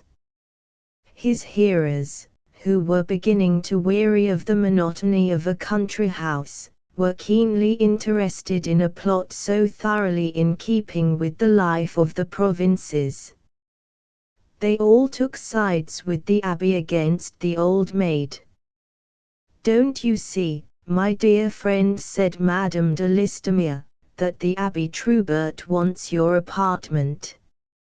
Here the historian ought to sketch this lady, but it occurs to him that even those who are ignorant of Sterne's system of chronology cannot pronounce the three words Madame de Listomere without picturing her to themselves as noble and dignified, softening the sternness of rigid devotion by the gracious elegance and the courteous manners of the old monarchical regime, kind, but a little stiff, slightly nasal in voice, allowing herself the perusal of La Nouvelle Hellos, and still wearing her own hair. The Abbé Birotteau must not yield to that old vixen, cried Monsieur de Listomere, a lieutenant in the navy who was spending a furlough with his aunt. If the vicar has pluck and will follow my suggestions, he will soon recover his tranquility. All present began to analyze the conduct of Mademoiselle Gamer with the keen perceptions which characterize provincials, to whom no one can deny the talent of knowing how to lay bare the most secret motives of human actions. You don't see the whole thing yet, said an old landowner who knew the region well. There is something serious behind all this which I can't yet make out. The Abbé Trubert is too deep to be fathomed at once. Our dear Birotteau is at the beginning of his troubles. Besides, would he be left in peace and comfort even if he did give up his lodging to Trubert? I doubt it. If Caron came here to tell you that you intended to leave Mademoiselle Gamer, he added, turning to the bewildered priest, no doubt Mademoiselle Gamer's intention is to turn you out. Therefore you will have to go, whether you like it or not. Her sort of people play a sure game, they risk nothing.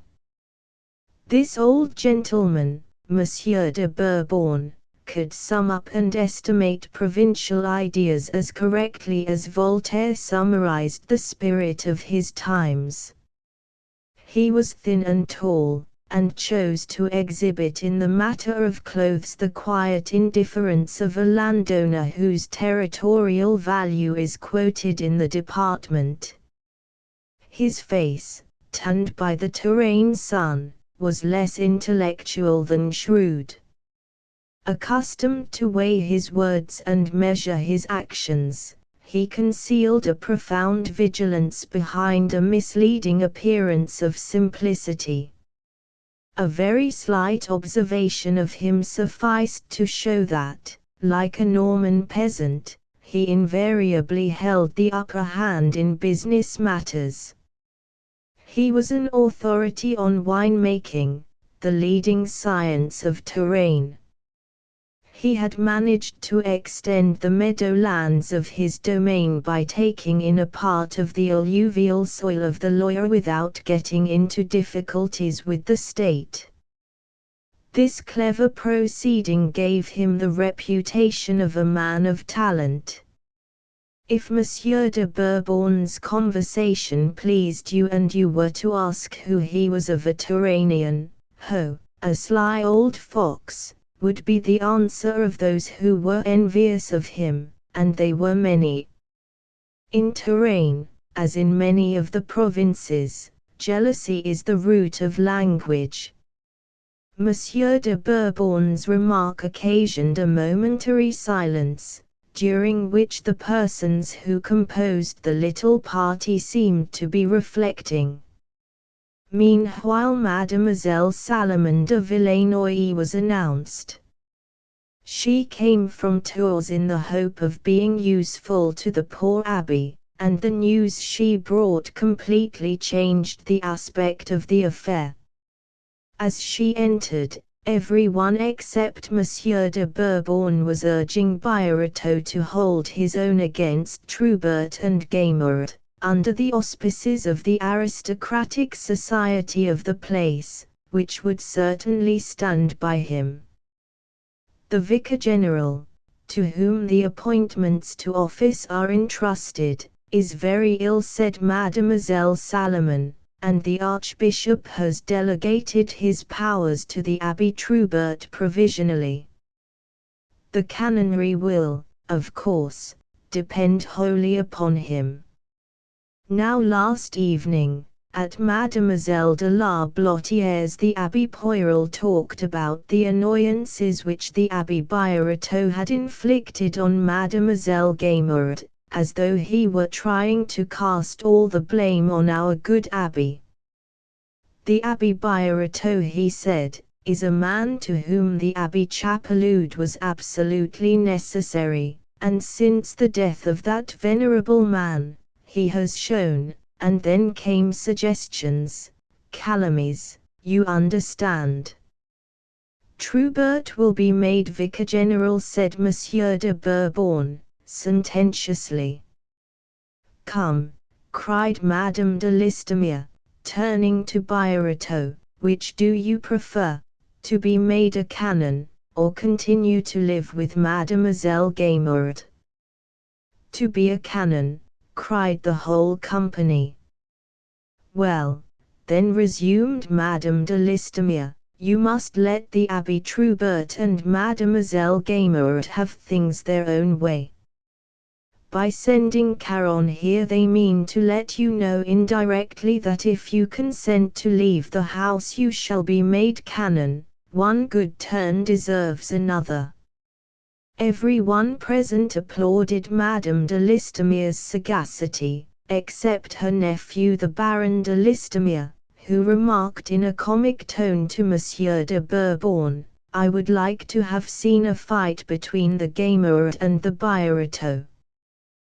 But, unhappily for the vicar, forces were not equal between these persons of the best society and the old maid supported by the Abbé Troubert. The time soon came when the struggle developed openly, went on increasing, and finally assumed immense proportions. By the advice of Madame de Listomere and most of her friends, who were now eagerly enlisted in a matter which threw such excitement into their vapid provincial lives, a servant was sent to bring back Monsieur Caron. The lawyer returned with surprising celerity, which alarmed no one but Monsieur de Bourbon. "Let us postpone all decision until we are better informed," was the advice of that Fabius in a dressing gown, whose prudent reflections revealed to him the meaning of these moves on the Turanian chessboard. He tried to enlighten Biarritto on the dangers of his position, but the wisdom of the old slyboots did not serve the passions of the moment, and he obtained but little attention. The conference between the lawyer and Biarritto was short. The vicar came back quite terrified. "He wants me to sign a paper stating my relinquishment of domicile." "That's formidable language," said the naval lieutenant.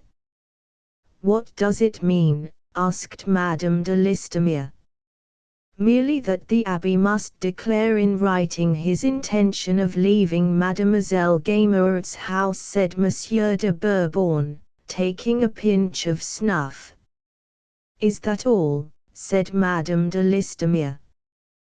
"Then sign it at once," she added, turning to Biarritto. "If you positively decide to leave her house, there can be no harm in declaring that such is your will." "Biarritto's will." "That is true," said Monsieur de Bourbon, closing his snuff-box with a gesture the significance of which it is impossible to render, for it was a language in itself. "But writing is always dangerous," he added, putting his snuff-box on the mantelpiece with an air and manner that alarmed the vicar. Biarritto was so bewildered by the upsetting of all his ideas, by the rapidity of events which found him defenseless, by the ease with which his friends were settling the most cherished matters of his solitary life, that he remained silent and motionless as if moonstruck, thinking of nothing, though listening and striving to understand the meaning of the rapid sentences the assembled company addressed to him. He took the paper Monsieur Caron had given him and read it, as if he were giving his mind to the lawyer's document, but the act was merely mechanical. He signed the paper, by which he declared that he left Mademoiselle Gamert's house of his own wish and will, and that he had been fed and lodged while there according to the terms originally agreed upon. When the vicar had signed the document, Monsieur Caron took it and asked where his client was to send the things left by the abbé in her house and belonging to him. Biarritto replied that they could be sent to Madame de Listomere's, that lady making him a sign that she would receive him, never doubting that he would soon be a canon. Monsieur de Bourbon asked to see the paper, the deed of relinquishment, which the abbé had just signed. Monsieur Caron gave it to him. "How is this?" he said to the vicar after reading it. "It appears that written documents already exist between you and Mademoiselle Gamert. Where are they? And what do they stipulate?" "The deed is in my library," replied Biarritto. "Do you know the tenor of it?" said Monsieur de Bourbon to the lawyer. "No, monsieur," said Caron, stretching out his hand to regain the fatal document. "Ha," thought the old man, "you know, my good friend, what that deed contains, but you are not paid to tell us," and he returned the paper to the lawyer. "Where can I put my things?" cried Biarritto, "my books, my beautiful bookshelves, and pictures, my red furniture, and all my treasures." The helpless despair of the poor man thus torn up as it were by the roots was so artless, it showed so plainly the purity of his ways and his ignorance of the things of life, that Madame de Listomere and Mademoiselle de Salomon talked to him and consoled him in the tone which mothers take when they promise a plaything to their children. "Don't fret about such trifles," they said. "We will find you some place less cold and dismal than Mademoiselle Gaimard's gloomy house. If we can't find anything you like, one or other of us will take you to live with us. Come, let's play a game of backgammon. Tomorrow you can go and see the Abbé Troubert and ask him to push your claims to the canonry, and you'll see how cordially he will receive you." Feeble folk are as easily reassured as they are frightened. So the poor abbé, dazzled at the prospect of living with Madame de Listomere, forgot the destruction, now completed, of the happiness he had so long desired, and so delightfully enjoyed. But at night before going to sleep, the distress of a man to whom the fuss of moving and the breaking up of all his habits was like the end of the world, came upon him, and he racked his brains to imagine how he could ever find such a good place for his bookcase as the gallery in the old maid's house. Fancying he saw his books scattered about, his furniture defaced, his regular life turned topsy-turvy, he asked himself for the 1000th time why the first year spent in Mademoiselle Gaimard's house had been so sweet, the second so cruel. His troubles were a pit in which his reason floundered. The canonry seemed to him small compensation for so much misery, and he compared his life to a stocking in which a single dropped stitch resulted in destroying the whole fabric. Mademoiselle Salomon remained to him. But, alas, in losing his old illusions the poor priest dared not trust in any later friendship. In the citadolent of spinsterhood we often meet, especially in France, with women whose lives are a sacrifice nobly and daily offered to noble sentiments. Some remain proudly faithful to a heart which death tore from them, martyrs of love.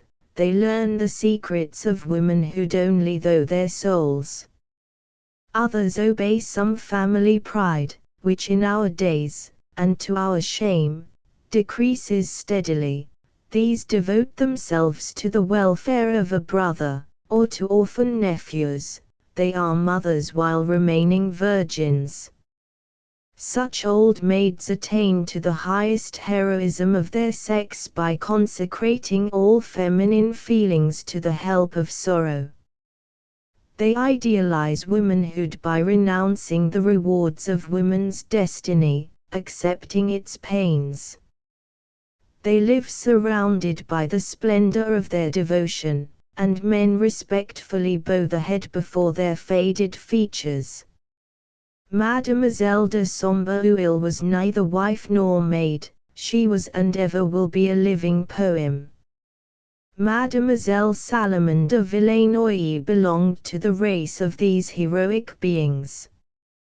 Her devotion was religiously sublime, inasmuch as it won her no glory after being, for years, a daily agony.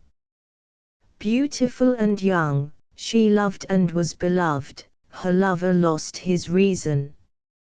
For 5 years she gave herself, with love's devotion, to the mere mechanical well-being of that unhappy man, whose madness she so penetrated that she never believed him mad. She was simple in manner, frank in speech, and her pallid face was not lacking in strength and character, though its features were regular. She never spoke of the events of her life. But at times a sudden quiver passed over her as she listened to the story of some sad or dreadful incident, thus betraying the emotions that great sufferings had developed within her. She had come to live at Tours after losing the companion of her life, but she was not appreciated there at her true value and was thought to be merely an amiable woman. She did much good, and attached herself, by preference, to feeble beings. For that reason the poor vicar had naturally inspired her with a deep interest.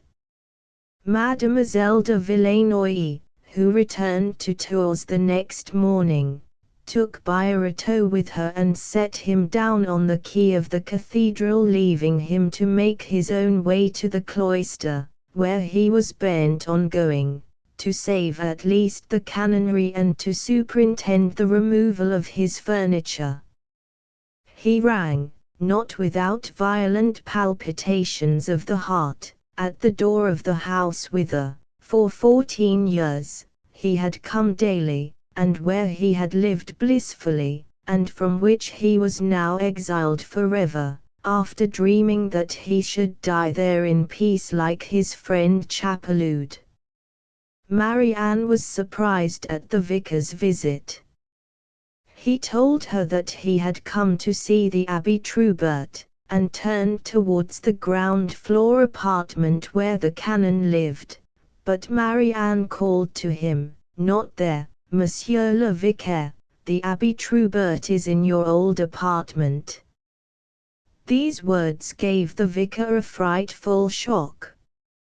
He was forced to comprehend both Troubert's character and the depths of the revenge so slowly brought about when he found the canon settled in Chapeloud's library, seated in Chapeloud's handsome armchair, sleeping, no doubt, in Chapeloud's bed, and disinheriting at last the friend of Chapeloud, the man who, for so many years, had confined him to Mademoiselle Gaimard's house, by preventing his advancement in the church, and closing the best salons in Tours against him.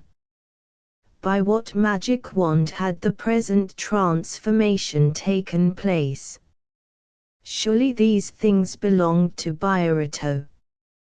And yet, observing the sardonic air with which Troubert glanced at that bookcase, the poor abbé knew that the future vicar-general felt certain of possessing the spoils of those he had so bitterly hated, Chapeloud as an enemy, and Birotteau, in and through whom Chapeloud still thwarted him. Ideas rose in the heart of the poor man at the sight, and plunged him into a sort of vision. He stood motionless, as though fascinated by Troubert's eyes which fixed themselves upon him. "I do not suppose, monsieur," said Birotteau at last, "that you intend to deprive me of the things that belong to me. Mademoiselle may have been impatient to give you better lodgings, but she ought to have been sufficiently just to give me time to pack my books and remove my furniture." "Monsieur," said the Abbé Troubert, coldly, not permitting any sign of emotion to appear on his face, "Mademoiselle Gaimard told me yesterday of your departure, the cause of which is still unknown to me. If she installed me here at once, it was from necessity. The Abbé Poirel has taken my apartment. I do not know if the furniture and things that are in these rooms belong to you or to Mademoiselle, but if they are yours, you know her scrupulous honesty, the sanctity of her life is the guarantee of her rectitude. As for me, you are well aware of my simple modes of living. I have slept for 15 years in a bedroom without complaining of the dampness, which, eventually will have caused my death. Nevertheless, if you wish to return to this apartment I will cede it to you willingly." After hearing these terrible words, Birotteau forgot the canonry and ran downstairs as quickly as a young man to find Mademoiselle Gaimard. He met her at the foot of the staircase, on the broad, tiled landing which united the two wings of the house. "Mademoiselle," he said, bowing to her without paying any attention to the bitter and derisive smile that was on her lips, nor to the extraordinary flame in her eyes which made them lucent as a tiger's. "I cannot understand how it is that you have not waited until I removed my furniture before." "What?" she said, interrupting him. "Is it possible that your things have not been left at Madame de Listomere's?" "But my furniture?" "Haven't you read your deed?" said the old maid, in a tone which would have to be rendered in music before the shades of meaning that hatred is able to put into the accent of every word could be fully shown. Mademoiselle Gaimard seemed to rise in stature, her eyes shone, her face expanded, her whole person quivered with pleasure. The Abbé Troubert opened a window to get a better light on the folio volume he was reading. Birotteau stood as if a thunderbolt had stricken him. Mademoiselle Gaimard made his ears hum when she enunciated in a voice as clear as a cornet the following sentence: "Was it not agreed that if you left my house your furniture should belong to me, to indemnify me for the difference in the price of board paid by you and that paid by the late Venerable Abbé Chapeloud? Now, as the Abbé Poirel has just been appointed canon." Hearing the last words, Birotteau made a feeble bow as if to take leave of the old maid, and left the house precipitately. He was afraid if he stayed longer that he should break down utterly, and give too great a triumph to his implacable enemies. Walking like a drunken man, he at last reached Madame de Listomere's house, where he found in one of the lower rooms his linen, his clothing, and all his papers packed in a trunk. When his eyes fell on these few remnants of his possessions, the unhappy priest sat down and hid his face in his hands to conceal his tears from the sight of others. The Abbé Poirel was canon. He, Birotteau, had neither home, nor means, nor furniture. Fortunately Mademoiselle Salomon happened to drive past the house, and the porter, who saw and comprehended the despair of the poor abbé, made a sign to the coachman. After exchanging a few words with Mademoiselle Salomon, the porter persuaded the vicar to let himself be placed, half dead as he was, in the carriage of his faithful friend, to whom he was unable to speak connectedly.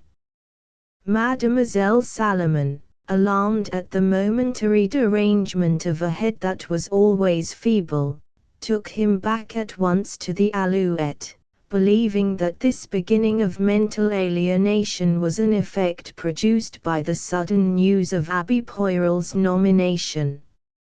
She knew nothing, of course, of the fatal agreement made by the Abbé with Mademoiselle Gaimard, for the excellent reason that he did not know of it himself, and because it is in the nature of things that the comical is often mingled with the pathetic. The singular replies of the poor abbé made her smile.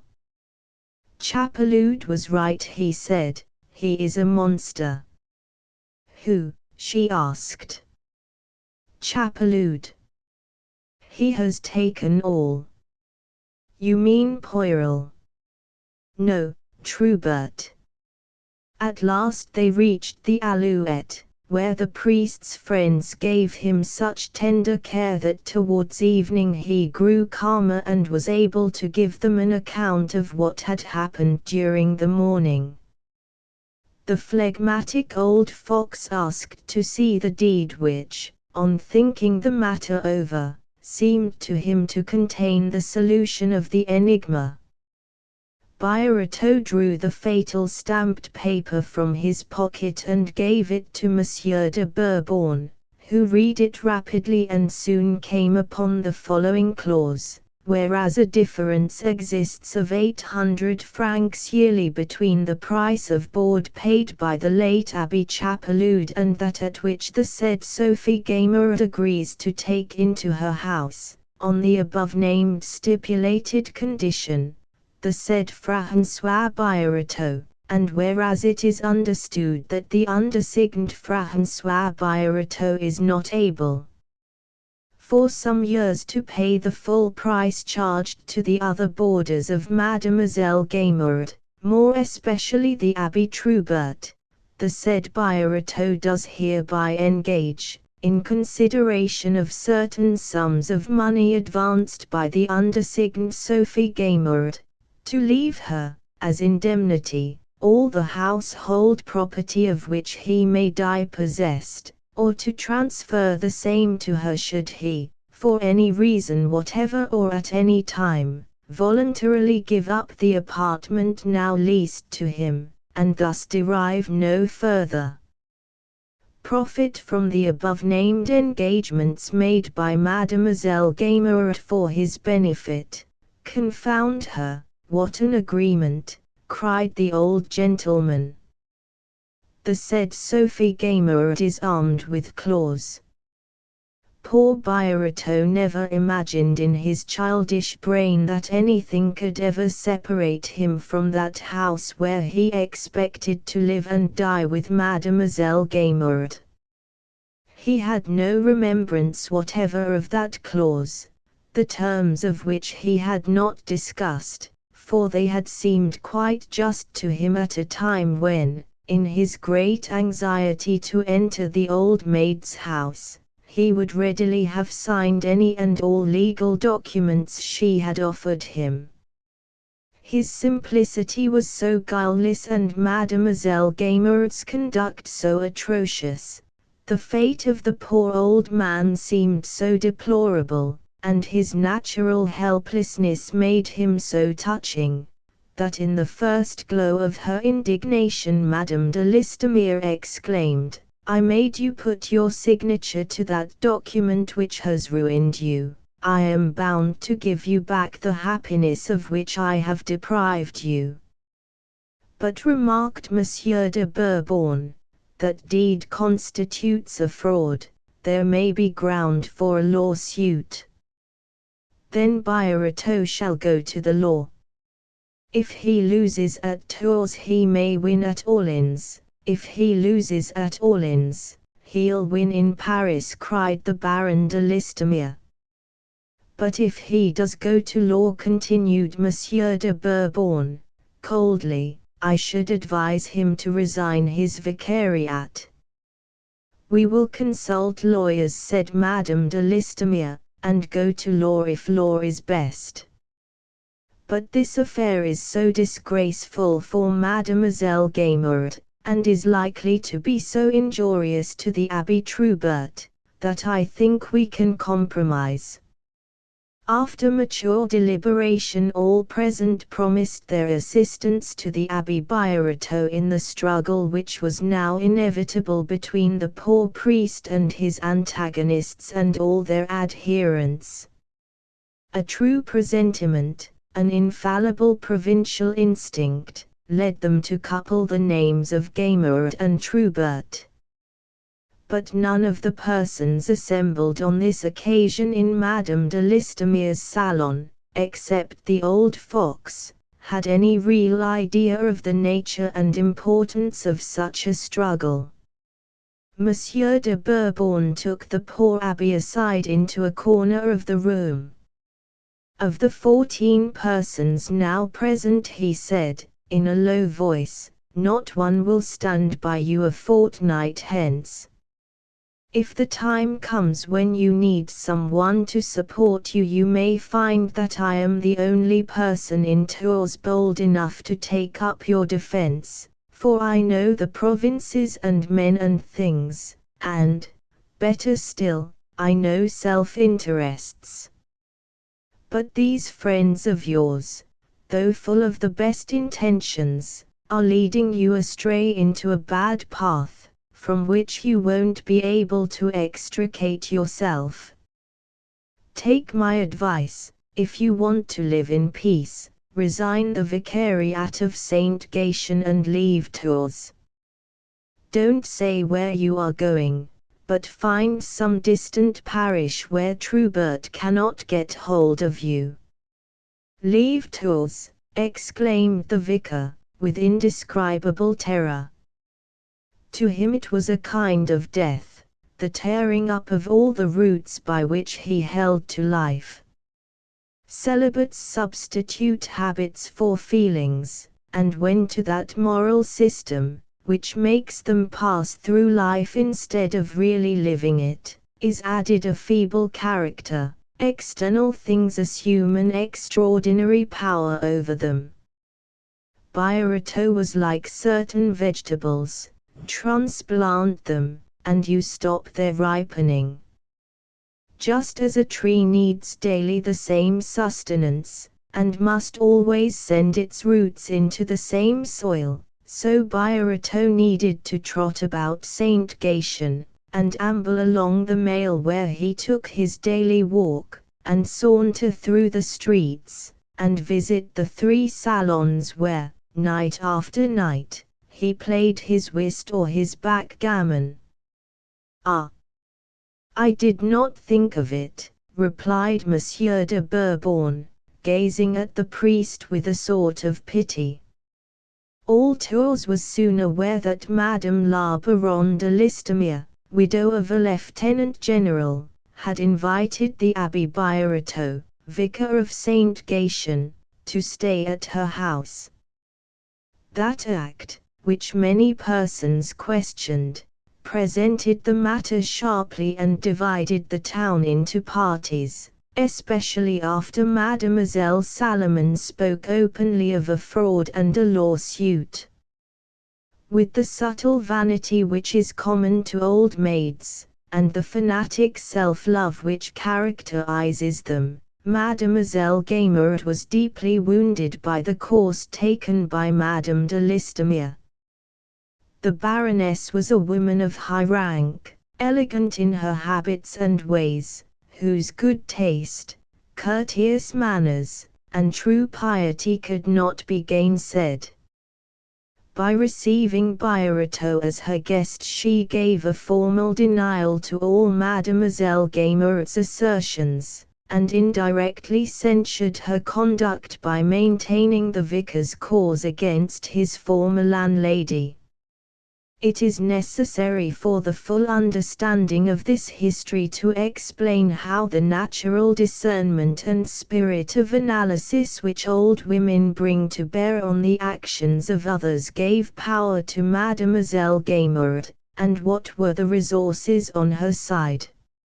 Accompanied by the taciturn Abbé Trubert, she made a round of evening visits to 5 or 6 houses, at each of which she met a circle of a dozen or more persons, united by kindred tastes and the same general situation in life. Among them were 1 or 2 men who were influenced by the gossip and prejudices of their servants, 5 or 6 old maids who spent their time in sifting the words and scrutinizing the actions of their neighbors and others in the class below them. Besides these, there were several old women who busied themselves in retailing scandal, keeping an exact account of each person's fortune, striving to control or influence the actions of others, prognosticating marriages, and blaming the conduct of friends as sharply as that of enemies.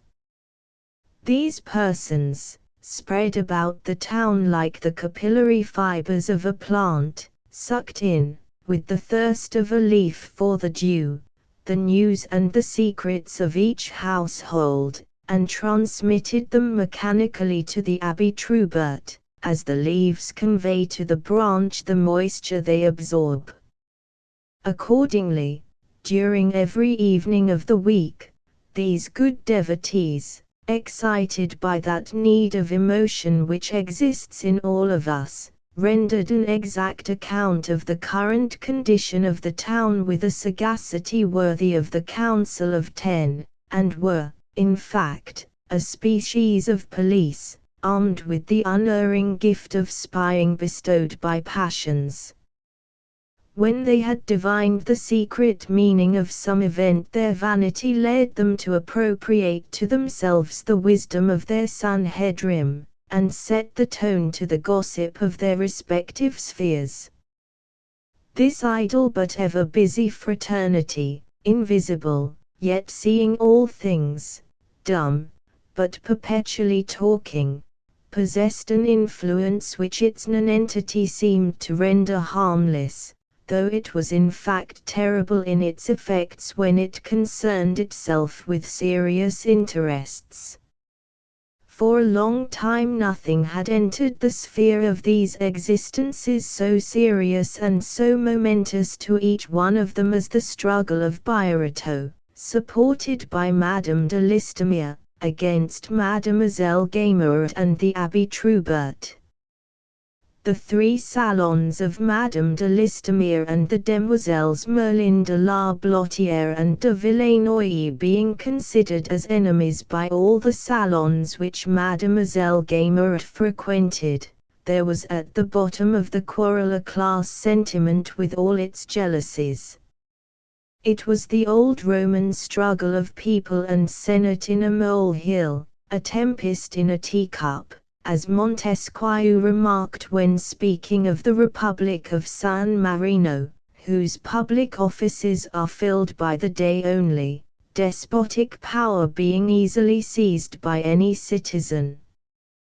But this tempest, petty as it seems, did develop in the souls of these persons as many passions as would have been called forth by the highest social interests. It is a mistake to think that none but souls concerned in mighty projects, which stir their lives and set them foaming, find time too fleeting. The hours of the Abbé Troubert fled by as eagerly, laden with thoughts as anxious, harassed by despairs and hopes as deep as the cruelest hours of the gambler, the lover, or the statesman. God alone is in the secret of the energy we expend upon our occult triumphs over man, over things, over ourselves. Though we know not always whither we are going, we know well what the journey costs us. If it be permissible for the historian to turn aside for a moment from the drama he is narrating and ask his readers to cast a glance upon the lives of these old maids and abbeys, and seek the cause of the evil which vitiates them at their source, we may find it demonstrated that man must experience certain passions before he can develop within him those virtues which give grandeur to life by widening his sphere and checking the selfishness which is inherent in every created being. Madame de Listomere returned to town without being aware that for the previous week her friends had felt obliged to refute a rumor, at which she would have laughed had she known that her affection for her nephew had an almost criminal motive. She took Birotteau to her lawyer, who did not regard the case as an easy one. The vicar's friends, inspired by the belief that justice was certain in so good a cause, or inclined to procrastinate in a matter which did not concern them personally, had put off bringing the suit until they returned to Tours. Consequently the friends of Mademoiselle Gaimard had taken the initiative, and told the affair wherever they could to the injury of Birotteau. The lawyer, whose practice was exclusively among the most devout church people, amazed Madame de Listomere by advising her not to embark on such a suit. He ended the consultation by saying that he himself would not be able to undertake it, for, According to the terms of the deed, Mademoiselle Gaimard had the law on her side, and in equity, that is to say outside of strict legal justice, the Abbé Birotteau would undoubtedly seem to the judges as well as to all respectable laymen to have derogated from the peaceable, conciliatory, and mild character hitherto attributed to him, that Mademoiselle Gaimard, known to be a kindly woman and easy to live with, had put Birotteau under obligations to her by lending him the money he needed to pay the legacy duties on Chapeloud's bequest without taking from him a receipt, that Birotteau was not of an age or character to sign a deed without knowing what it contained or understanding the importance of it, that in leaving Mademoiselle Gaimard's house at the end of 2 years, when his friend Chapeloud had lived there 12 and Trubert 15, he must have had some purpose known to himself only, and that the lawsuit, if undertaken, would strike the public as an act of ingratitude, and so forth. Letting Birotteau go before them to the staircase, the lawyer detained Madame de Listomere a moment to entreat her, if she valued her own peace of mind, not to involve herself in the matter.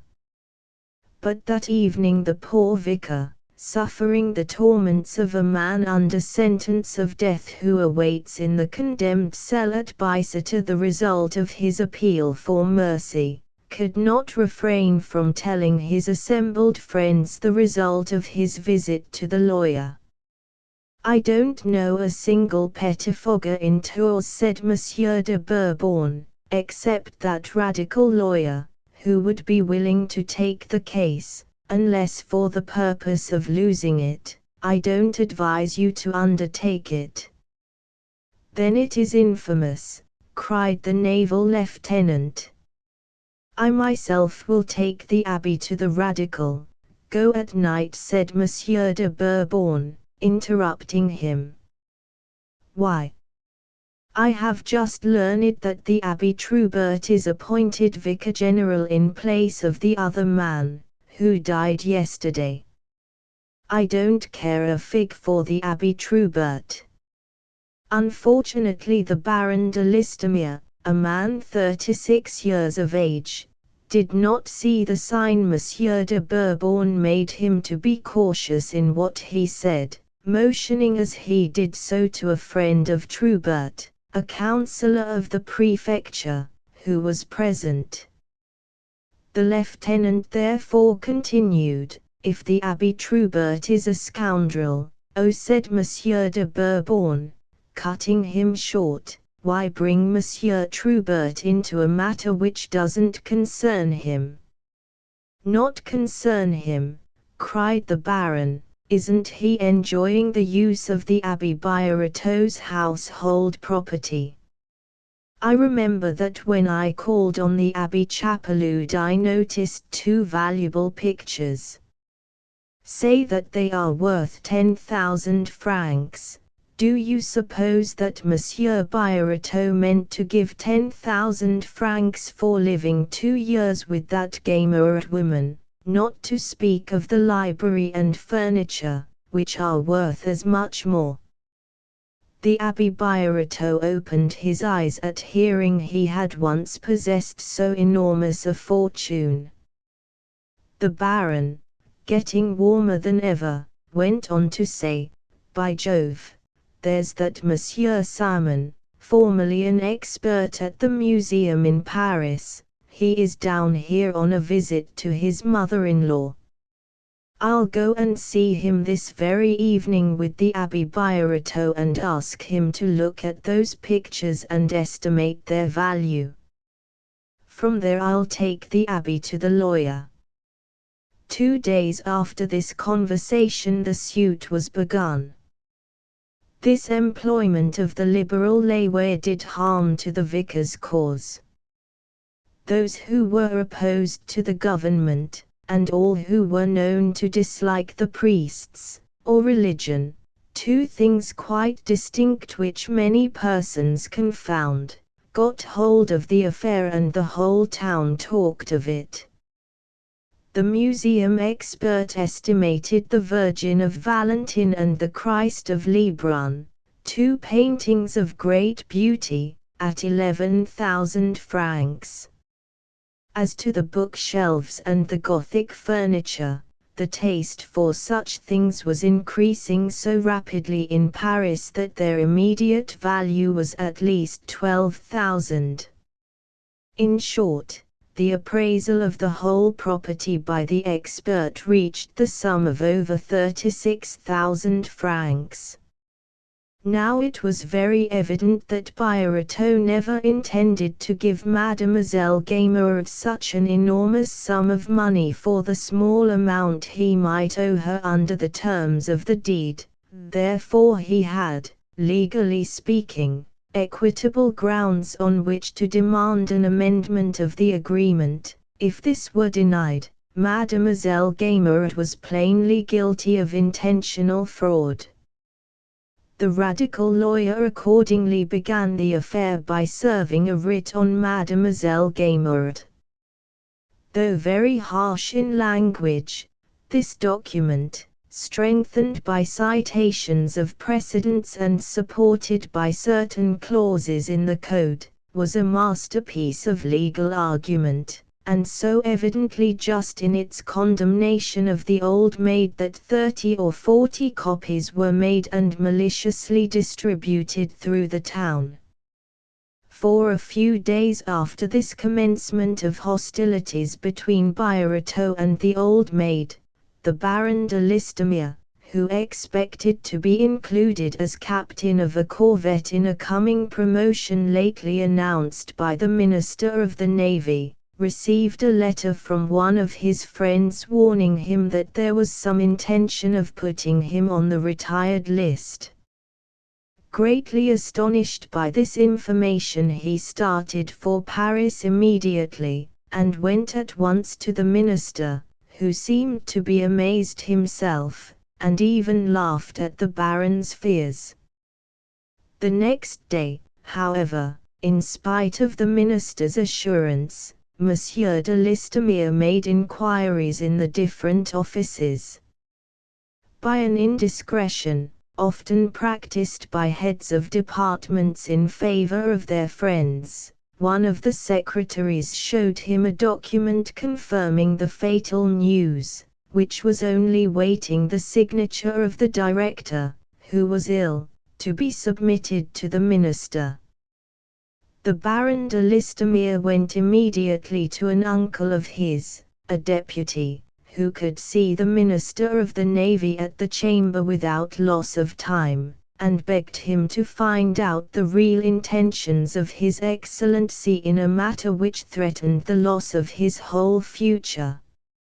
He waited in his uncle's carriage with the utmost anxiety for the end of the session. His uncle came out before the chamber rose, and said to him at once as they drove away, "Why the devil have you meddled in a priest's quarrel?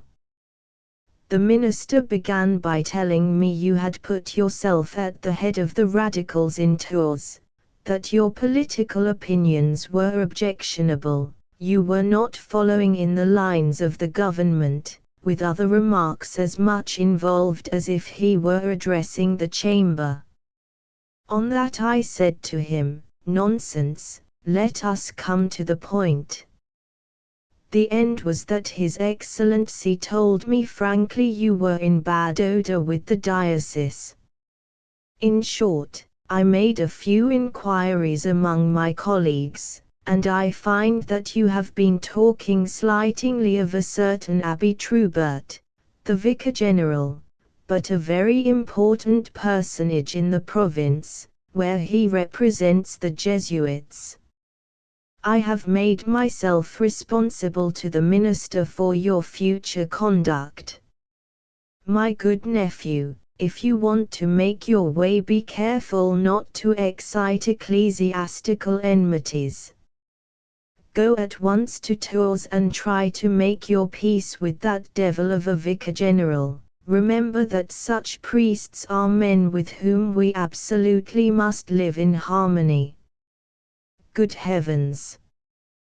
When we are all striving and working to re-establish religion, it is actually stupid, in a lieutenant who wants to be made a captain, to affront the priests. If you don't make up matters with that Abbé Trubert, you needn't count on me, I shall abandon you. The Minister of Ecclesiastical Affairs told me just now that Trubert was certain to be made bishop before long. If he takes a dislike to our family, he could hinder me from being included in the next batch of peers. Don't you understand? These words explained to the naval officer the nature of Trubert's secret occupations, about which Biorato often remarked in his silly way, "I can't think what he does with himself, sitting up all night." The canon's position in the midst of his female senate, converted so adroitly into provincial detectives, and his personal capacity, had induced the Congregation of Jesus to select him out of all the ecclesiastics in the town, as the secret proconsul of Touraine. Archbishop, general, prefect, all men, great and small, were under his occult dominion. The Baron de Listomere decided at once on his course. "I shall take care," he said to his uncle, "not to get another round shot below my waterline." 3 days after this diplomatic conference between the uncle and nephew, the latter, returning hurriedly in a post-chaise, informed his aunt, the very night of his arrival, of the dangers the family were running if they persisted in supporting that fool of a Biorato. The Baron had detained Monsieur de Bourbon as the old gentleman was taking his hat and cane after the usual rubber of whist. The clear-sightedness of that sly old fox seemed indispensable for an understanding of the reefs among which the Listomere family suddenly found themselves, and perhaps the action of taking his hat and cane was only a ruse to have it whispered in his ear, "Stay after the others, we want to talk to you." The Baron's sudden return, his apparent satisfaction, which was quite out of keeping with a harassed look that occasionally crossed his face, informed Monsieur de Bourbon vaguely that the lieutenant had met with some check in his crusade against Gaimard and Trubert. He showed no surprise when the Baron revealed the secret power of the Jesuit Vicar General. "I knew that," he said. "Then why," cried the Baroness, "did you not warn us?" "Madam," he said, sharply, "forget that I was aware of the invisible influence of that priest, and I will forget that you knew it equally well. If we do not keep this secret now, we shall be thought his accomplices, and shall be more feared and hated than we are. Do as I do, pretend to be duped, but look carefully where you set your feet. I did warn you sufficiently, but you would not understand me, and I did not choose to compromise myself." "What must we do now?" said the Baron. The abandonment of Biorato was not even made a question, it was a first condition tacitly accepted by the 3 deliberators. To beat a retreat with the honors of war has always been the triumph of the ablest generals, replied Monsieur de Bourbon. Bow to Trubert, and if his hatred is less strong than his vanity you will make him your ally, but if you bow too low he will walk over you roughshod, make believe that you intend to leave the service, and you'll escape him, Monsieur le Baron. Send away Biorato, madam, and you will set things right with Mademoiselle Gaimard. Ask the Abbé Trubert, when you meet him at the Archbishop's, if he can play whist. He will say yes. Then invite him to your salon, where he wants to be received, he'll be sure to come. You are a woman, and you can certainly win a priest to your interests.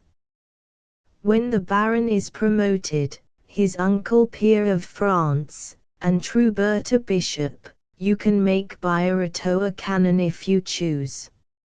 Meantime yield, but yield gracefully, all the while with a slight menace. Your family can give Trubert quite as much support as he can give you. You'll understand each other perfectly on that score. As for you, sailor, carry your deep-sea line about you. Poor Birotteau, said the Baroness. Oh, get rid of him at once, replied the old man, as he rose to take leave. If some clever radical lays hold of that empty head of his, he may cause you much trouble. After all, the court would certainly give a verdict in his favor, and Trubert must fear that. He may forgive you for beginning the struggle, but if they were defeated he would be implacable. I have said my say. He snapped his snuff-box, put on his overshoes, and departed. The next day after breakfast the Baroness took the vicar aside and said to him, not without visible embarrassment, "My dear Monsieur Birotteau, you will think what I am about to ask of you very unjust and very inconsistent, but it is necessary, both for you and for us, that your lawsuit with Mademoiselle Gaimard be withdrawn by resigning your claims, and also that you should leave my house." As he heard these words the poor abbé turned pale. "I am," she continued, "the innocent cause of your misfortunes, and, moreover, if it had not been for my nephew you would never have begun this lawsuit, which has now turned to your injury and to ours. But listen to me." She told him succinctly the immense ramifications of the affair, and explained the serious nature of its consequences. Her own meditations during the night had told her something of the probable antecedents of Trubert's life. She was able, without misleading Birotteau, to show him the net so ably woven round him by revenge, and to make him see the power and great capacity of his enemy, whose hatred to Chapeloud, under whom he had been forced to crouch for a dozen years, now found vent in seizing Chapeloud's property and in persecuting Chapeloud in the person of his friend. The harmless Birotteau clasped his hands as if to pray, and wept with distress at the sight of human horrors that his own pure soul was incapable of suspecting.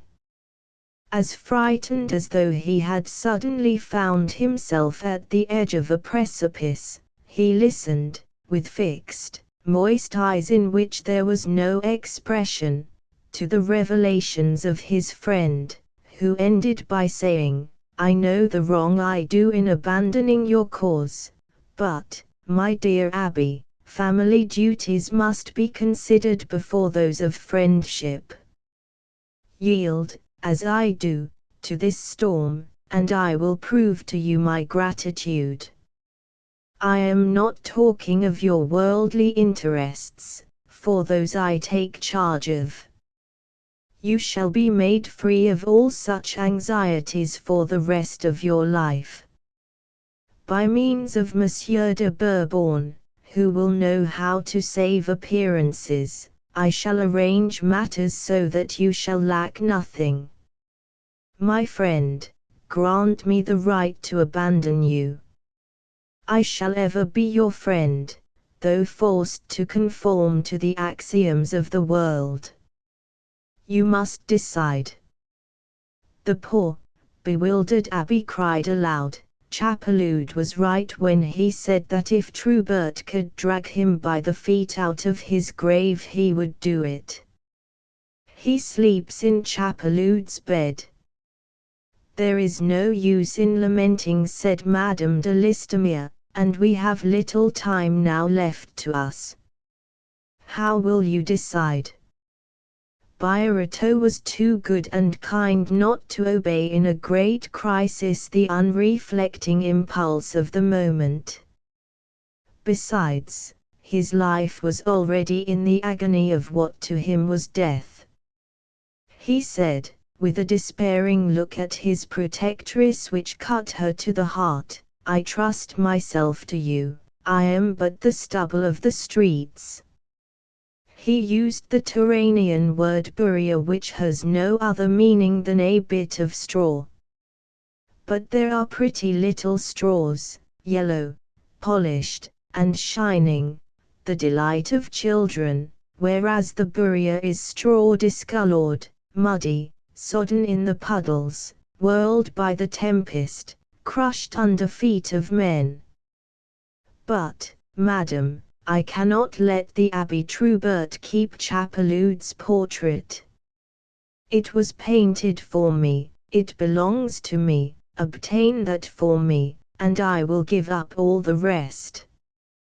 Well, said Madame de Listomere, I will go myself to Mademoiselle Gaimard. The words were said in a tone which plainly showed the immense effort the Baronne de Listomere was making in lowering herself to flatter the pride of the old maid. I will see what can be done, she said, I hardly dare hope anything. Go and consult Monsieur de Bourbon, ask him to put your renunciation into proper form, and bring me the paper. I will see the Archbishop, and with his help we may be able to stop the matter here. Birotteau left the house dismayed. Trubert assumed in his eyes the dimensions of an Egyptian pyramid.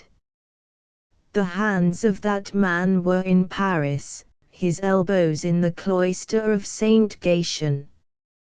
He, said the victim to himself, he to prevent the Baron de Listomere from becoming peer of France, and, perhaps, by the help of the Archbishop we may be able to stop the matter here. In presence of such great interests Birotteau felt he was a mere worm, he judged himself harshly. The news of Birotteau's removal from Madame de Listomere's house seemed all the more amazing because the reason of it was wholly impenetrable. Madame de Listomere said that her nephew was intending to marry and leave the navy, and she wanted the vicar's apartment to enlarge her own. Birotteau's relinquishment was still unknown. The advice of Monsieur de Bourbon was followed. Whenever the two facts reached the ears of the Vicar General, his self-love was certain to be gratified by the assurance they gave that even if the Listomere family did not capitulate they would at least remain neutral and tacitly recognize the occult power of the congregation. To recognize it was, in fact, to submit to it. But the lawsuit was still sub judice, his opponents yielded and threatened at the same time. The Listomeres had thus taken precisely the same attitude as the Vicar General himself. They held themselves aloof, and yet were able to direct others. But just at this crisis an event occurred which complicated the plans laid by Monsieur de Bourbon and the Listomeres to quiet the Gaimard and Trubert party, and made them more difficult to carry out. Mademoiselle Gaimard took cold one evening in coming out of the cathedral. The next day she was confined to her bed, and soon after became dangerously ill. The whole town rang with pity and false commiseration. Mademoiselle Gamert's sensitive nature has not been able to bear the scandal of this lawsuit. In spite of the justice of her cause, she was likely to die of grief.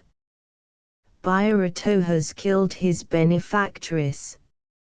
Such were the speeches poured through the capillary tubes of the great female conclave, and taken up and repeated by the whole town of Tours. Madame de Listomere went the day after Mademoiselle Gamert took cold to pay the promised visit, and she had the mortification of that act without obtaining any benefit from it, for the old maid was too ill to see her. She then asked politely to speak to the Vicar General. Gratified, no doubt, to receive in Chapeloud's library, at the corner of the fireplace above which hung the two contested pictures, the woman who had hitherto ignored him, Trubert kept the Baroness waiting a moment before he consented to admit her. No courtier and no diplomatist ever put into a discussion of their personal interests or into the management of some great national negotiation more shrewdness, dissimulation, and ability than the Baroness and the priest displayed when they met face to face for the struggle. Like the seconds or sponsors who in the Middle Age armed the champion, and strengthened his valor by useful counsel until he entered the lists, so the sly old fox had said to the Baroness at the last moment, "Don't forget your cue. You are a mediator, and not an interested party." Trubert also is a mediator. Weigh your words, study the inflection of the man's voice. If he strokes his chin, you have got him. Some sketchers are fond of caricaturing the contrast often observable between what is said and what is thought by the speaker. To catch the full meaning of the duel of words which now took place between the priest and the lady, it is necessary to unveil the thoughts that each hid from the other under spoken sentences of apparent insignificance. Madame de Listomere began by expressing the regret she had felt at Birotteau's lawsuit, and then went on to speak of her desire to settle the matter to the satisfaction of both parties. "The harm is done, madam," said the priest, in a grave voice. "The pious and excellent Mademoiselle Gamert is dying. I don't care a fig for the old thing," thought he, "but I mean to put her death on your shoulders and harass your conscience if you are such a fool as to listen to it." On hearing of her illness, replied the Baroness, "I entreated Monsieur Birotteau to relinquish his claims. I have brought the document, intending to give it to that excellent woman." "I see what you mean, you wily scoundrel," thought she, "but we are safe now from your calumnies. If you take this document you'll cut your own fingers by admitting you are an accomplice." There was silence for a moment. "Mademoiselle Gamert's temporal affairs do not concern me," said the priest at last, lowering the large lids over his eagle eyes to veil his emotions. "Ho, ho," thought he, "you can't compromise me. Thank God, those damned lawyers won't dare to plead any cause that could smirch me. What do these Listomeres expect to get by crouching in this way?" "Monsieur," replied the Baroness, "Monsieur Birotteau's affairs are no more mine than those of Mademoiselle Gamert are yours, but, unfortunately, religion is injured by such a quarrel, and I come to you as a mediator, just as I myself am seeking to make peace." We are not deceiving each other, Monsieur Trubert, thought she. Don't you feel the sarcasm of that answer? Injury to religion, madam, exclaimed the Vicar General. Religion is too lofty for the actions of men to injure. My religion is I, thought he. God makes no mistake in his judgments, madam, I recognize no tribunal but his. Then, monsieur, she replied, let us endeavor to bring the judgments of men into harmony with the judgments of God. Yes, indeed, your religion is you. The Abbé Trubert suddenly changed his tone. Your nephew has been to Paris, I believe. You found out about me there, thought he. You know now that I can crush you, you who dared to slight me, and you have come to capitulate. Yes, monsieur, thank you for the interest you take in him. He returns tonight. The minister, who is very considerate of us, sent for him. He does not want Monsieur de Listomere to leave the service. Jesuit, you can't crush us, thought she. I understand your civility. A moment's silence. I did not think my nephew's conduct in this affair quite the thing, she added, but naval men must be excused, they know nothing of law. Come, we had better make peace, thought she, we shan't gain anything by battling in this way. A slight smile wandered over the priest's face and was lost in its wrinkles. He has done us the service of getting a proper estimate on the value of those paintings, he said, looking up at the pictures. They will be a noble ornament to the chapel of the Virgin. You shot a sarcasm at me, thought he, and there's another in return. We are quits, madam. If you intend to give them to Saint Gatian, allow me to offer frames that will be more suitable and worthy of the place, and of the works themselves. I wish I could force you to betray that you have taken Bioretto's things for your own, thought she. They do not belong to me, said the priest, on his guard. Here is the deed of relinquishment, said Madame de Listomere. It ends all discussion, and makes them over to Mademoiselle Gaimard. She laid the document on the table. See the confidence I place in you, thought she. It is worthy of you, monsieur, she added, worthy of your noble character, to reconcile two Christians, though at present I am not especially concerned for Monsieur Bioretto. He is living in your house, said Trubert, interrupting her. No, monsieur, he is no longer there. That peerage and my nephew's promotion force me to do base things, thought she. The priest remained impassible, but his calm exterior was an indication of violent emotion. Monsieur Bourbon alone had fathomed the secret of that apparent tranquillity. The priest had triumphed. Why did you take upon yourself to bring that relinquishment, he asked, with a feeling analogous to that which impels a woman to fish for compliments. I could not avoid a feeling of compassion. Bioretto, whose feeble nature must be well known to you, entreated me to see Mademoiselle Gaimard and to obtain as the price of his renunciation. The priest frowned. Of rights upheld by distinguished lawyers, the portrait of Trubert looked fixedly at Madame de Listomere.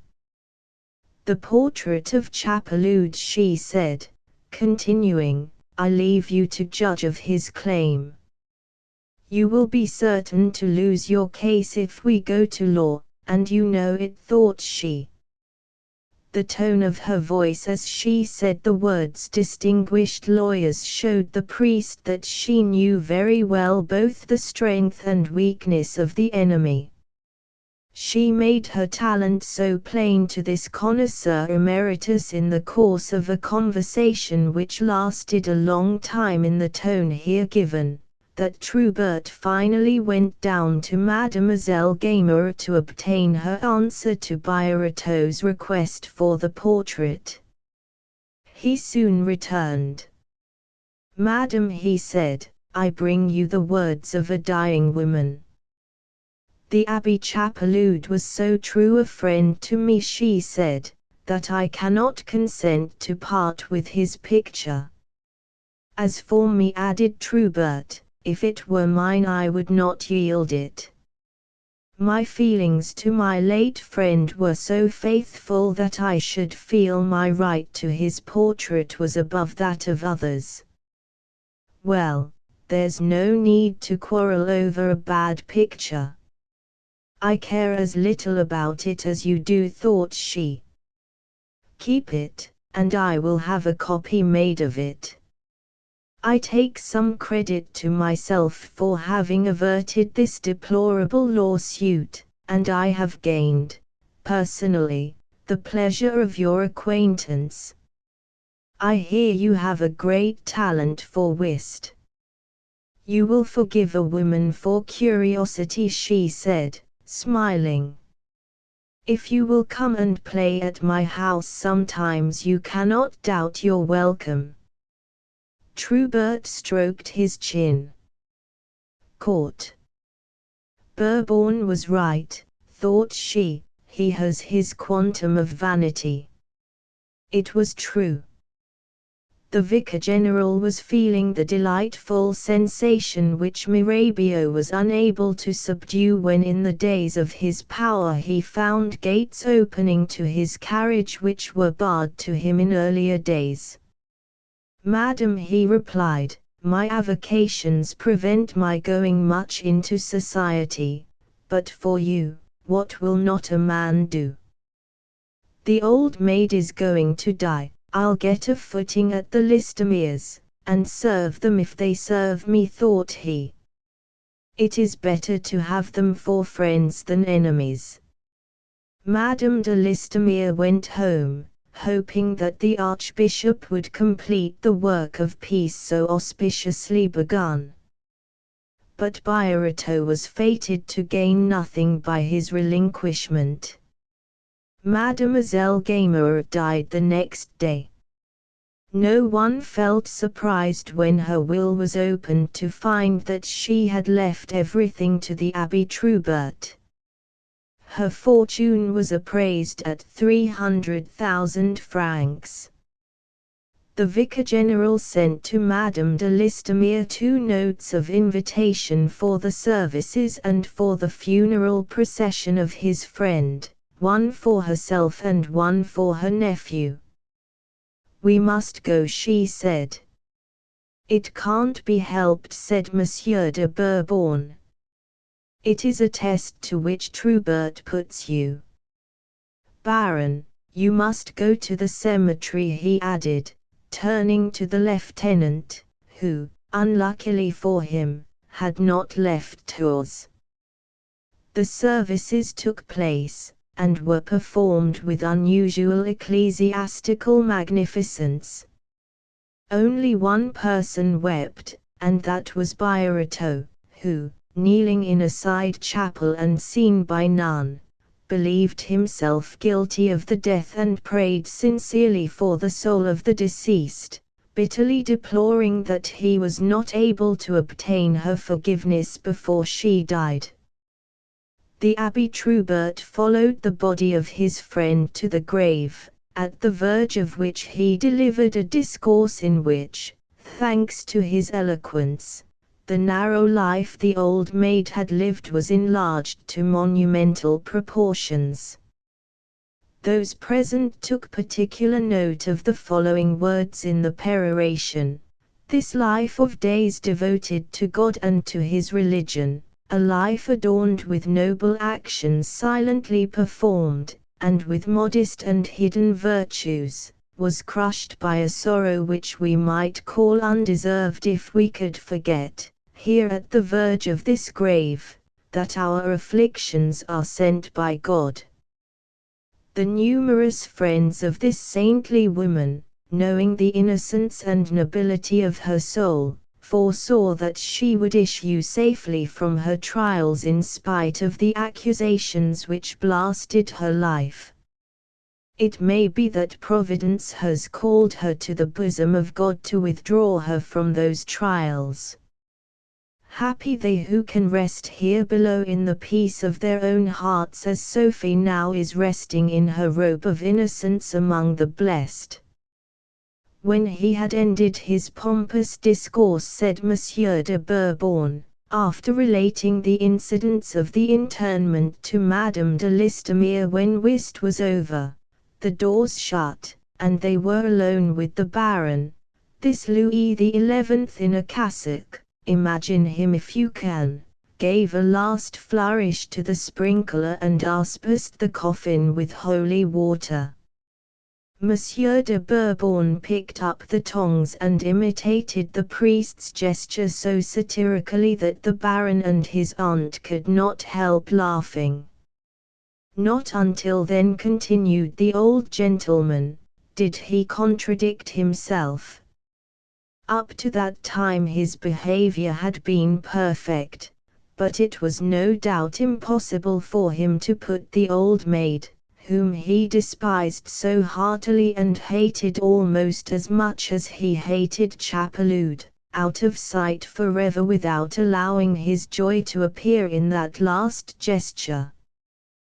The next day Mademoiselle Salomon came to breakfast with Madame de Listomere, chiefly to say, with deep emotion, "Our poor Abbé Birotteau has just received a frightful blow, which shows the most determined hatred. He is appointed curate of Saint Symphorien. Saint Symphorien is a suburb of Tours lying beyond the bridge. That bridge, one of the finest monuments of French architecture, is 1900 feet long, and the two open squares which surround each end are precisely alike. Don't you see the misery of it?" she said, after a pause, amazed at the coldness with which Madame de Listomere received the news. "It is just as if the abbé were 100 miles from Tours, from his friends, from everything. It is a frightful exile, and all the more cruel because he is kept within sight of the town where he can hardly ever come. Since his troubles he walks very feebly, yet he will have to walk 3 miles to see his old friends. He has taken to his bed, just now, with fever.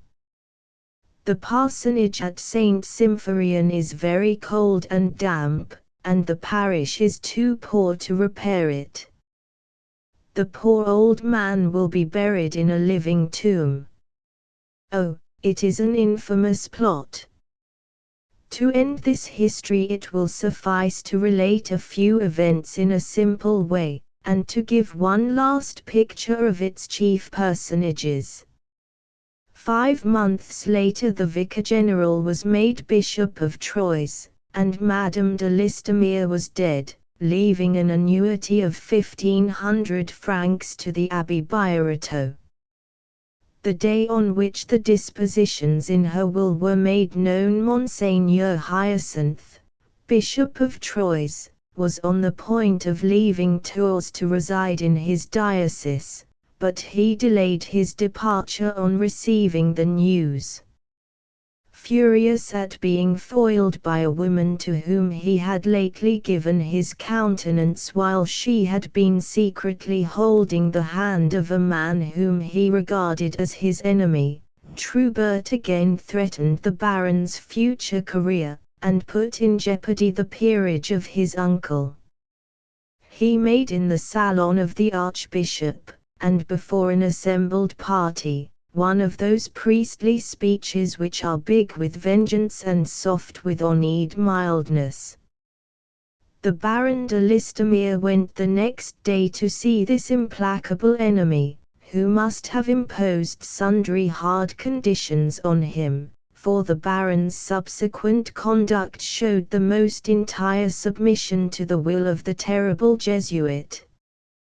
The new bishop made over Mademoiselle Gamert's house by deed of gift to the chapter of the cathedral. He gave Chapeloud's books and bookcases to the seminary. He presented the 2 disputed pictures to the chapel of the Virgin, but he kept Chapeloud's portrait. No one knew how to explain this almost total renunciation of Mademoiselle Gamert's bequest.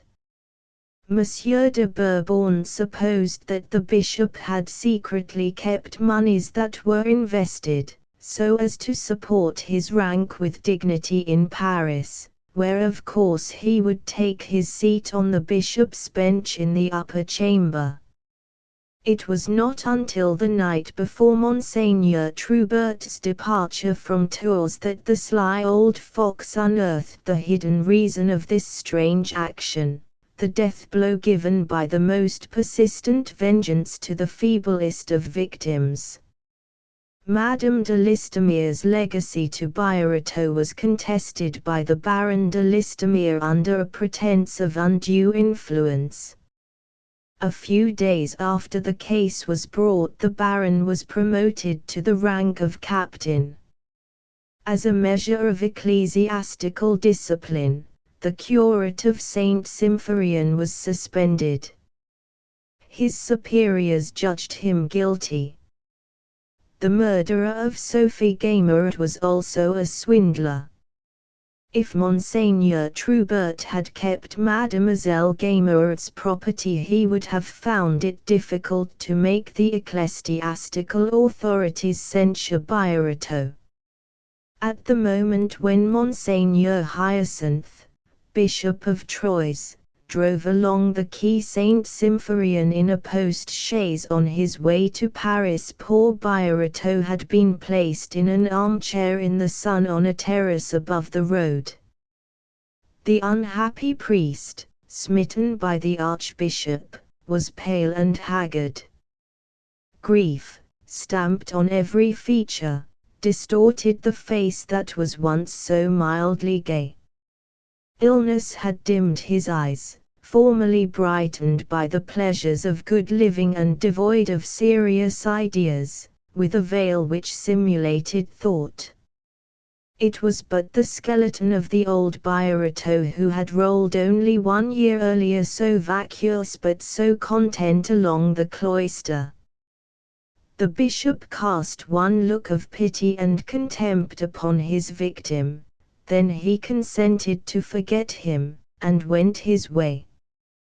There is no doubt that Troubert would have been in other times a Hildebrand or an Alexander VI. In these days the Church is no longer a political power, and does not absorb the whole strength of her solitaries. Celibacy, however, presents the inherent vice of concentrating the faculties of man upon a single passion, egotism, which renders celibates either useless or mischievous. We live at a period when the defect of governments is to make man for society rather than society for man. There is a perpetual struggle going on between the individual and the social system which insists on using him, while he is endeavoring to use it to his own profit, whereas, in former days, man, really more free, was also more loyal to the public weal.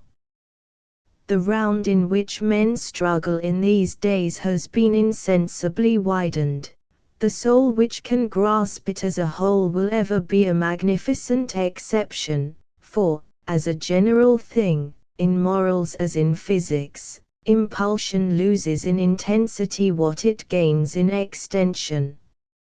Society cannot be based on exceptions.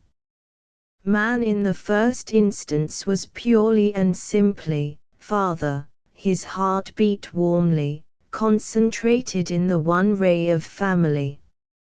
Later, he lived for a clan, or a small community, hence the great historical devotions of Greece and Rome.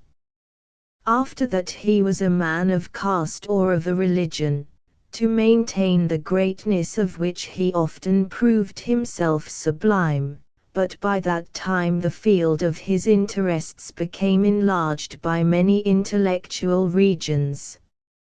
In our day, his life is attached to that of a vast country. Sooner or later his family will be, it is predicted, the entire universe. Will this moral cosmopolitanism, the hope of Christian Rome, prove to be only a sublime error? It is so natural to believe in the realization of a noble vision, in the brotherhood of man. But, alas, the human machine does not have such divine proportions. Souls that are vast enough to grasp a range of feelings bestowed on great men only will never belong to either fathers of families or simple citizens. Some physiologists have thought that as the brain enlarges the heart narrows, but they are mistaken. The apparent egotism of men who bear a science, a nation, a code of laws in their bosom is the noblest of passions. It is, as one may say, the maternity of the masses, to give birth to new peoples, to produce new ideas. They must unite within their mighty brains the breasts of women and the force of God. The history of such men as Innocent III and Peter the Great, and all great leaders of their age and nation will show, if need be, in the highest spheres the same vast thought of which Trubert was made the representative in the quiet depths of the cloister of Saint Gatian. Addendum: the following personages appear in other stories of the human comedy. Birotteau, Abbé François, the Lily of the Valley. César Birotteau Bourbon, de Madame Firmiani Listomere, Baron de César Birotteau, the Muse of the Department. Trubert, Abbé Hyacinth, the member for Arcis Villenoy, Pauline Salomon de Louis Lambert, a seaside tragedy. End of the Project Gutenberg ebook. The Vicar of Tours. Updated editions will replace the previous one, the old editions will be renamed. Creating the works from print editions not protected by U.S. copyright law means that no one owns a United States copyright in these works. So the Foundation, and you, can copy and distribute it in the United States without permission and without paying copyright royalties. Special rules, set forth in the general terms of use part of this license, apply to copying and distributing Project Gutenberg trademark symbol electronic works to protect the Project Gutenberg trademark symbol concept and trademark. Project Gutenberg is a registered trademark, and may not be used if you charge for an ebook, except by following the terms of the trademark license, including paying royalties for use of the Project Gutenberg trademark. If you do not charge anything for copies of this ebook, complying with the trademark license is very easy. You may use this ebook for nearly any purpose, such as creation of derivative works, reports, performances and research. Project Gutenberg ebooks may be modified and printed and given away. You may do practically anything in the United States with ebooks not protected by U.S. copyright law. Redistribution is subject to the trademark license, especially commercial redistribution. Start. Full license. The full Project Gutenberg license. Please read this before you distribute or use this work to protect the Project Gutenberg trademark symbol mission of promoting the free distribution of electronic works. By using or distributing this work, or any other work associated in any way with the phrase Project Gutenberg, you agree to comply with all the terms of the full Project Gutenberg trademark symbol license available with this file or online at www.gutenberg.org/license. Section 1. General Terms of Use and Redistributing Project Gutenberg Trademark Symbol Electronic Works 1.0.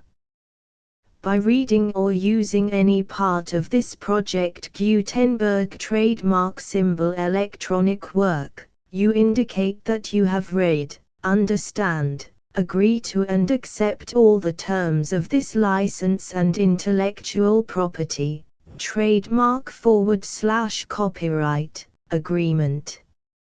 If you do not agree to abide by all the terms of this agreement, you must cease using and return or destroy all copies of Project Gutenberg trademark symbol electronic works in your possession. If you paid a fee for obtaining a copy of or access to a Project Gutenberg trademark symbol electronic work and you do not agree to be bound by the terms of this agreement, you may obtain a refund from the person or entity to whom you paid the fee as set forth in paragraph 1.e.8. 1.b. Project Gutenberg is a registered trademark. It may only be used on or associated in any way with an electronic work by people who agree to be bound by the terms of this agreement. There are a few things that you can do with most Project Gutenberg trademark symbol electronic works even without complying with the full terms of this agreement. See paragraph 1.c below. There are a lot of things you can do with Project Gutenberg trademark symbol electronic works if you follow the terms of this agreement and help preserve free future access to Project Gutenberg trademark symbol electronic works. See paragraph 1.e below. 1.c. The Project Gutenberg Literary Archive Foundation, the Foundation or PGLAF, owns a compilation copyright in the collection of Project Gutenberg trademark symbol electronic works. Nearly all the individual works in the collection are in the public domain in the United States. If an individual work is unprotected by copyright law in the United States and you are located in the United States, we do not claim a right to prevent you from copying, distributing, performing, displaying or creating derivative works based on the work as long as all references to Project Gutenberg are removed. Of course, we hope that you will support the Project Gutenberg trademark symbol mission of promoting free access to electronic works by freely sharing Project Gutenberg trademark symbol works in compliance with the terms of this agreement for keeping the Project Gutenberg trademark symbol name associated with the work. You can easily comply with the terms of this agreement by keeping this work in the same format with its attached full Project Gutenberg trademark symbol license when you share it without charge with others. 1.d. The copyright laws of the place where you are located also govern what you can do with this work. Copyright laws in most countries are in a constant state of change. If you are outside the United States, Check the laws of your country in addition to the terms of this agreement before downloading, copying, displaying, performing, distributing or creating derivative works based on this work or any other Project Gutenberg trademark symbol work. The Foundation makes no representations concerning the copyright status of any work in any country other than the United States. 1.e Unless you have removed all references to Project Gutenberg. 1.e.1. The following sentence, with active links to, or other immediate access to, the full Project Gutenberg trademark symbol license must appear prominently whenever any copy of a Project Gutenberg trademark symbol work, any work on which the phrase Project Gutenberg appears, or with which the phrase Project Gutenberg is associated, is accessed, displayed, performed, viewed, copied or distributed. This ebook is for the use of anyone anywhere in the United States and most other parts of the world at no cost and with almost no restrictions whatsoever. You may copy it, give it away or reuse it under the terms of the Project Gutenberg license included with this ebook or online at www.gutenberg.org. If you are not located in the United States, you will have to check the laws of the country where you are located before using this ebook. 1.e.2. If an individual Project Gutenberg trademark symbol electronic work is derived from texts not protected by U.S. copyright law, does not contain a notice indicating that it is posted with permission of the copyright holder, the work can be copied and distributed to anyone in the United States without paying any fees or charges.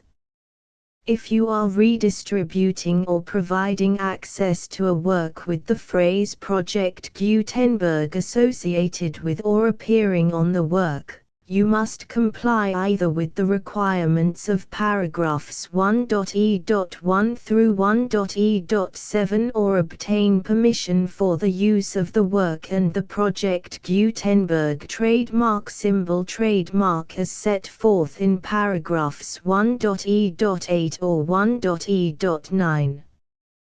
1.e.3.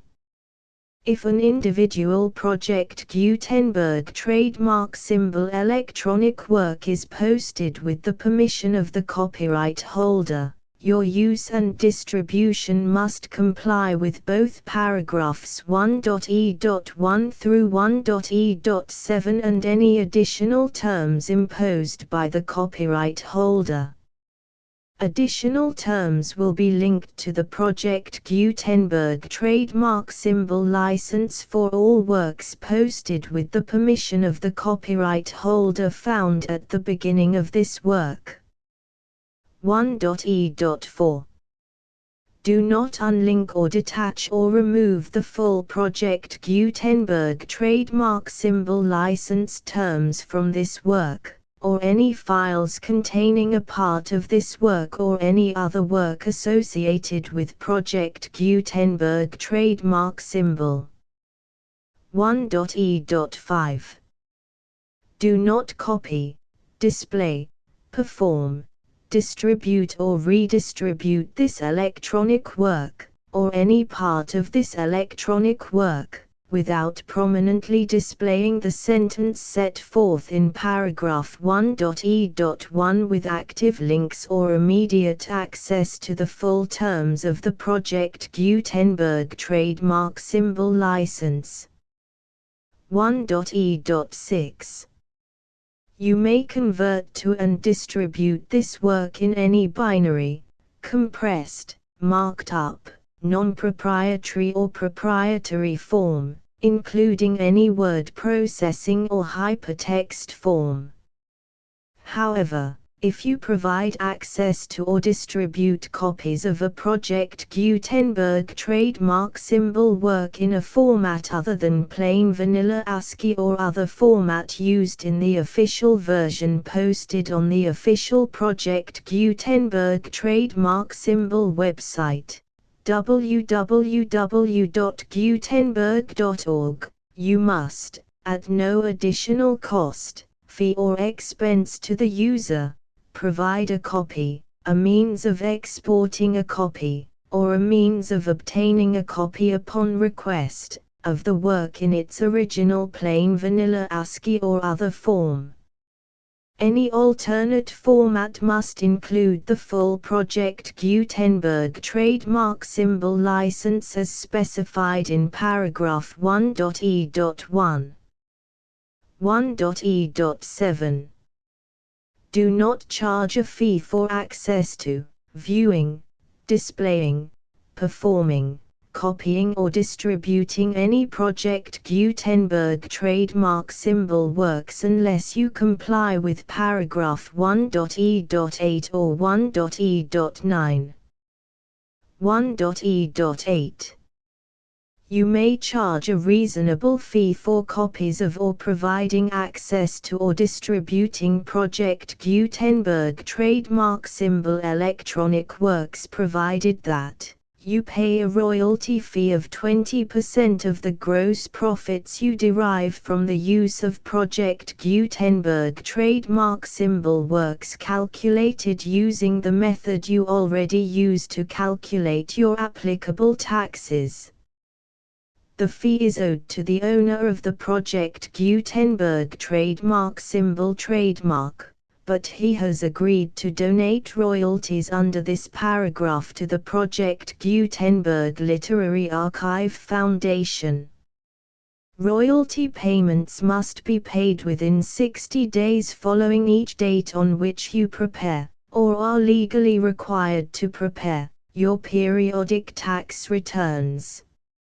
Royalty payments should be clearly marked as such and sent to the Project Gutenberg Literary Archive Foundation at the address specified in Section 4, Information about donations to the Project Gutenberg Literary Archive Foundation.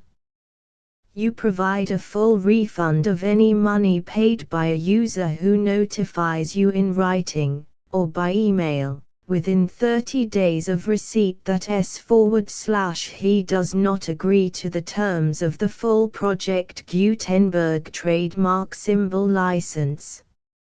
You must require such a user to return or destroy all copies of the works possessed in a physical medium and discontinue all use of and all access to other copies of Project Gutenberg trademark symbol works. You provide, in accordance with paragraph 1.f.3, a full refund of any money paid for a work or a replacement copy, if a defect in the electronic work is discovered and reported to you within 90 days of receipt of the work. You comply with all other terms of this agreement for free distribution of Project Gutenberg trademark symbol works. 1.e.9. If you wish to charge a fee or distribute a Project Gutenberg trademark symbol electronic work or group of works on different terms than are set forth in this agreement, you must obtain permission in writing from the Project Gutenberg Literary Archive Foundation, the manager of the Project Gutenberg trademark symbol trademark. Contact the Foundation as set forth in Section 3 below. 1.f1.f.1. Project Gutenberg volunteers and employees expend considerable effort to identify, do copyright research on, transcribe and proofread works not protected by U.S. copyright law in creating the Project Gutenberg trademark symbol collection. Despite these efforts, Project Gutenberg trademark symbol electronic works, and the medium on which they may be stored, may contain defects such as, but not limited to, incomplete, inaccurate or corrupt data, transcription errors, a copyright or other intellectual property infringement, a defective or damaged disk or other medium, a computer virus, or computer codes that damage or cannot be read by your equipment. 1.f.2 Limited warranty. Disclaimer of damages, except for the right of replacement or refund described in paragraph 1.f.3. The Project Gutenberg Literary Archive Foundation, the owner of the Project Gutenberg trademark symbol trademark, and any other party distributing a Project Gutenberg trademark symbol electronic work under this agreement, disclaim all liability to you for damages, costs and expenses, including legal fees. You agree that you have no remedies for negligence, strict liability, breach of warranty or breach of contract except those provided in paragraph 1.f.3. You agree that the Foundation, the trademark owner, and any distributor under this agreement will not be liable to you for actual, direct, indirect, consequential, punitive or incidental damages even if you give notice of the possibility of such damage.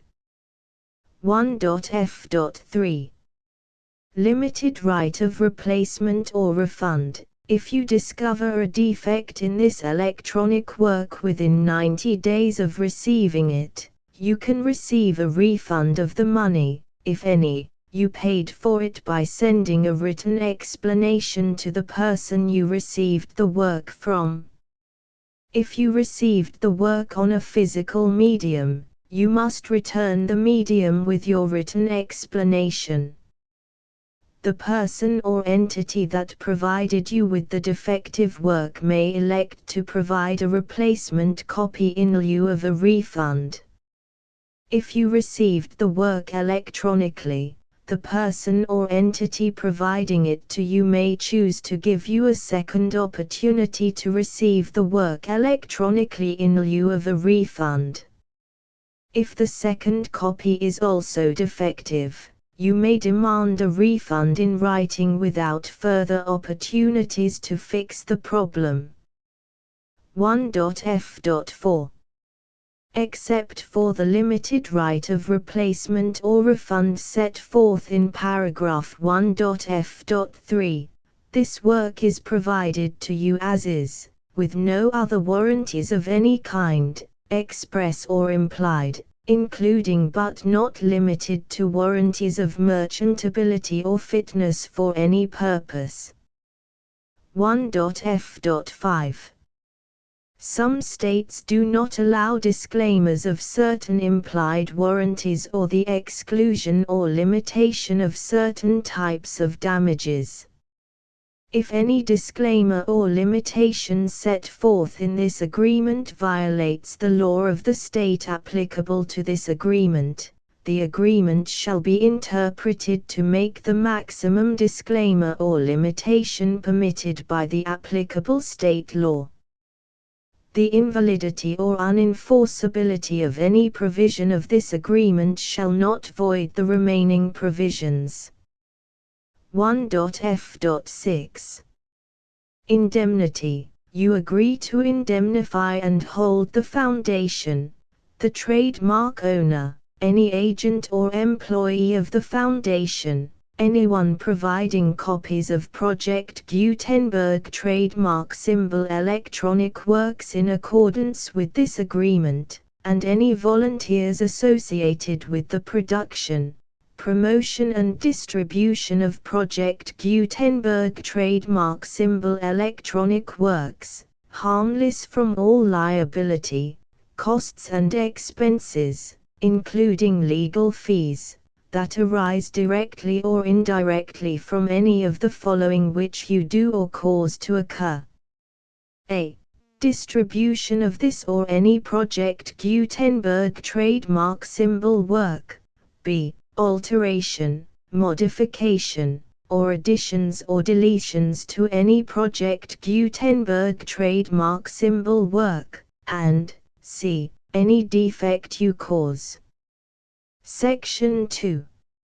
Information about the mission of Project Gutenberg trademark symbol. Project Gutenberg trademark symbol is synonymous with the free distribution of electronic works in formats readable by the widest variety of computers, including obsolete, old, middle-aged and new computers. It exists because of the efforts of hundreds of volunteers and donations from people in all walks of life.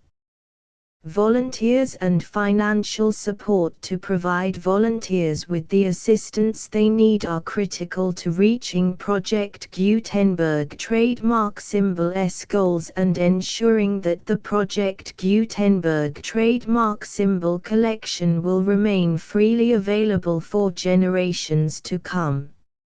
In 2001, the Project Gutenberg Literary Archive Foundation was created to provide a secure and permanent future for Project Gutenberg trademark symbol and future generations. To learn more about the Project Gutenberg Literary Archive Foundation and how your efforts and donations can help, see sections 3 and 4 and the Foundation information page at www.gutenberg.org. Section 3. Information about the Project Gutenberg Literary Archive Foundation. The Project Gutenberg Literary Archive Foundation is a non-profit 501(c)(3) educational corporation organized under the laws of the state of Mississippi and granted tax-exempt status by the Internal Revenue Service. The Foundation's IN or Federal Tax Identification Number is 64-6221541. Contributions to the Project Gutenberg Literary Archive Foundation are tax-deductible to the full extent permitted by U.S. federal laws and your state's laws. The Foundation's business office is located at 809 North 1500 West, Salt Lake City, UT 84116. 801-596-1887. Email contact links and up-to-date contact information can be found at the Foundation's website and official page at www.gutenberg.org/contact. Section 4. Information about donations to the Project Gutenberg Literary Archive Foundation. Project Gutenberg trademark symbol depends upon and cannot survive without widespread public support and donations to carry out its mission of increasing the number of public domain and licensed works that can be freely distributed in machine-readable form accessible by the widest array of equipment, including outdated equipment. Many small donations, $1 to $5,000, are particularly important to maintaining tax-exempt status with the IRS. The Foundation is committed to complying with the laws regulating charities and charitable donations in all 50 states of the United States. Compliance requirements are not uniform and it takes a considerable effort, much paperwork and many fees to meet and keep up with these requirements. We do not solicit donations in locations where we have not received written confirmation of compliance. To send donations or determine the status of compliance for any particular state, visit www.gutenberg.org/donate. While we cannot and do not solicit contributions from states where we have not met the solicitation requirements, we know of no prohibition against accepting unsolicited donations from donors in such states who approach us with offers to donate. International donations are gratefully accepted, but we cannot make any statements concerning tax treatment of donations received from outside the United States. U.S. laws alone swamp our small staff. Please check the Project Gutenberg web pages for current donation methods and addresses. Donations are accepted in a number of other ways, including checks, online payments and credit card donations. To donate, please visit www.gutenberg.org/donate. Section 5. General information about Project Gutenberg Trademark Symbol Electronic Works. Professor Michael S. Hart was the originator of the Project Gutenberg trademark symbol concept of a library of electronic works that could be freely shared with anyone. For 40 years, he produced and distributed Project Gutenberg trademark symbol ebooks with only a loose network of volunteer support. Project Gutenberg trademark symbol ebooks are often created from several printed editions, all of which are confirmed as not protected by copyright in the US unless a copyright notice is included. Thus, we do not necessarily keep ebooks in compliance with any particular paper edition. Most people start at our website, which has the main PG search facility, www.gutenberg.org.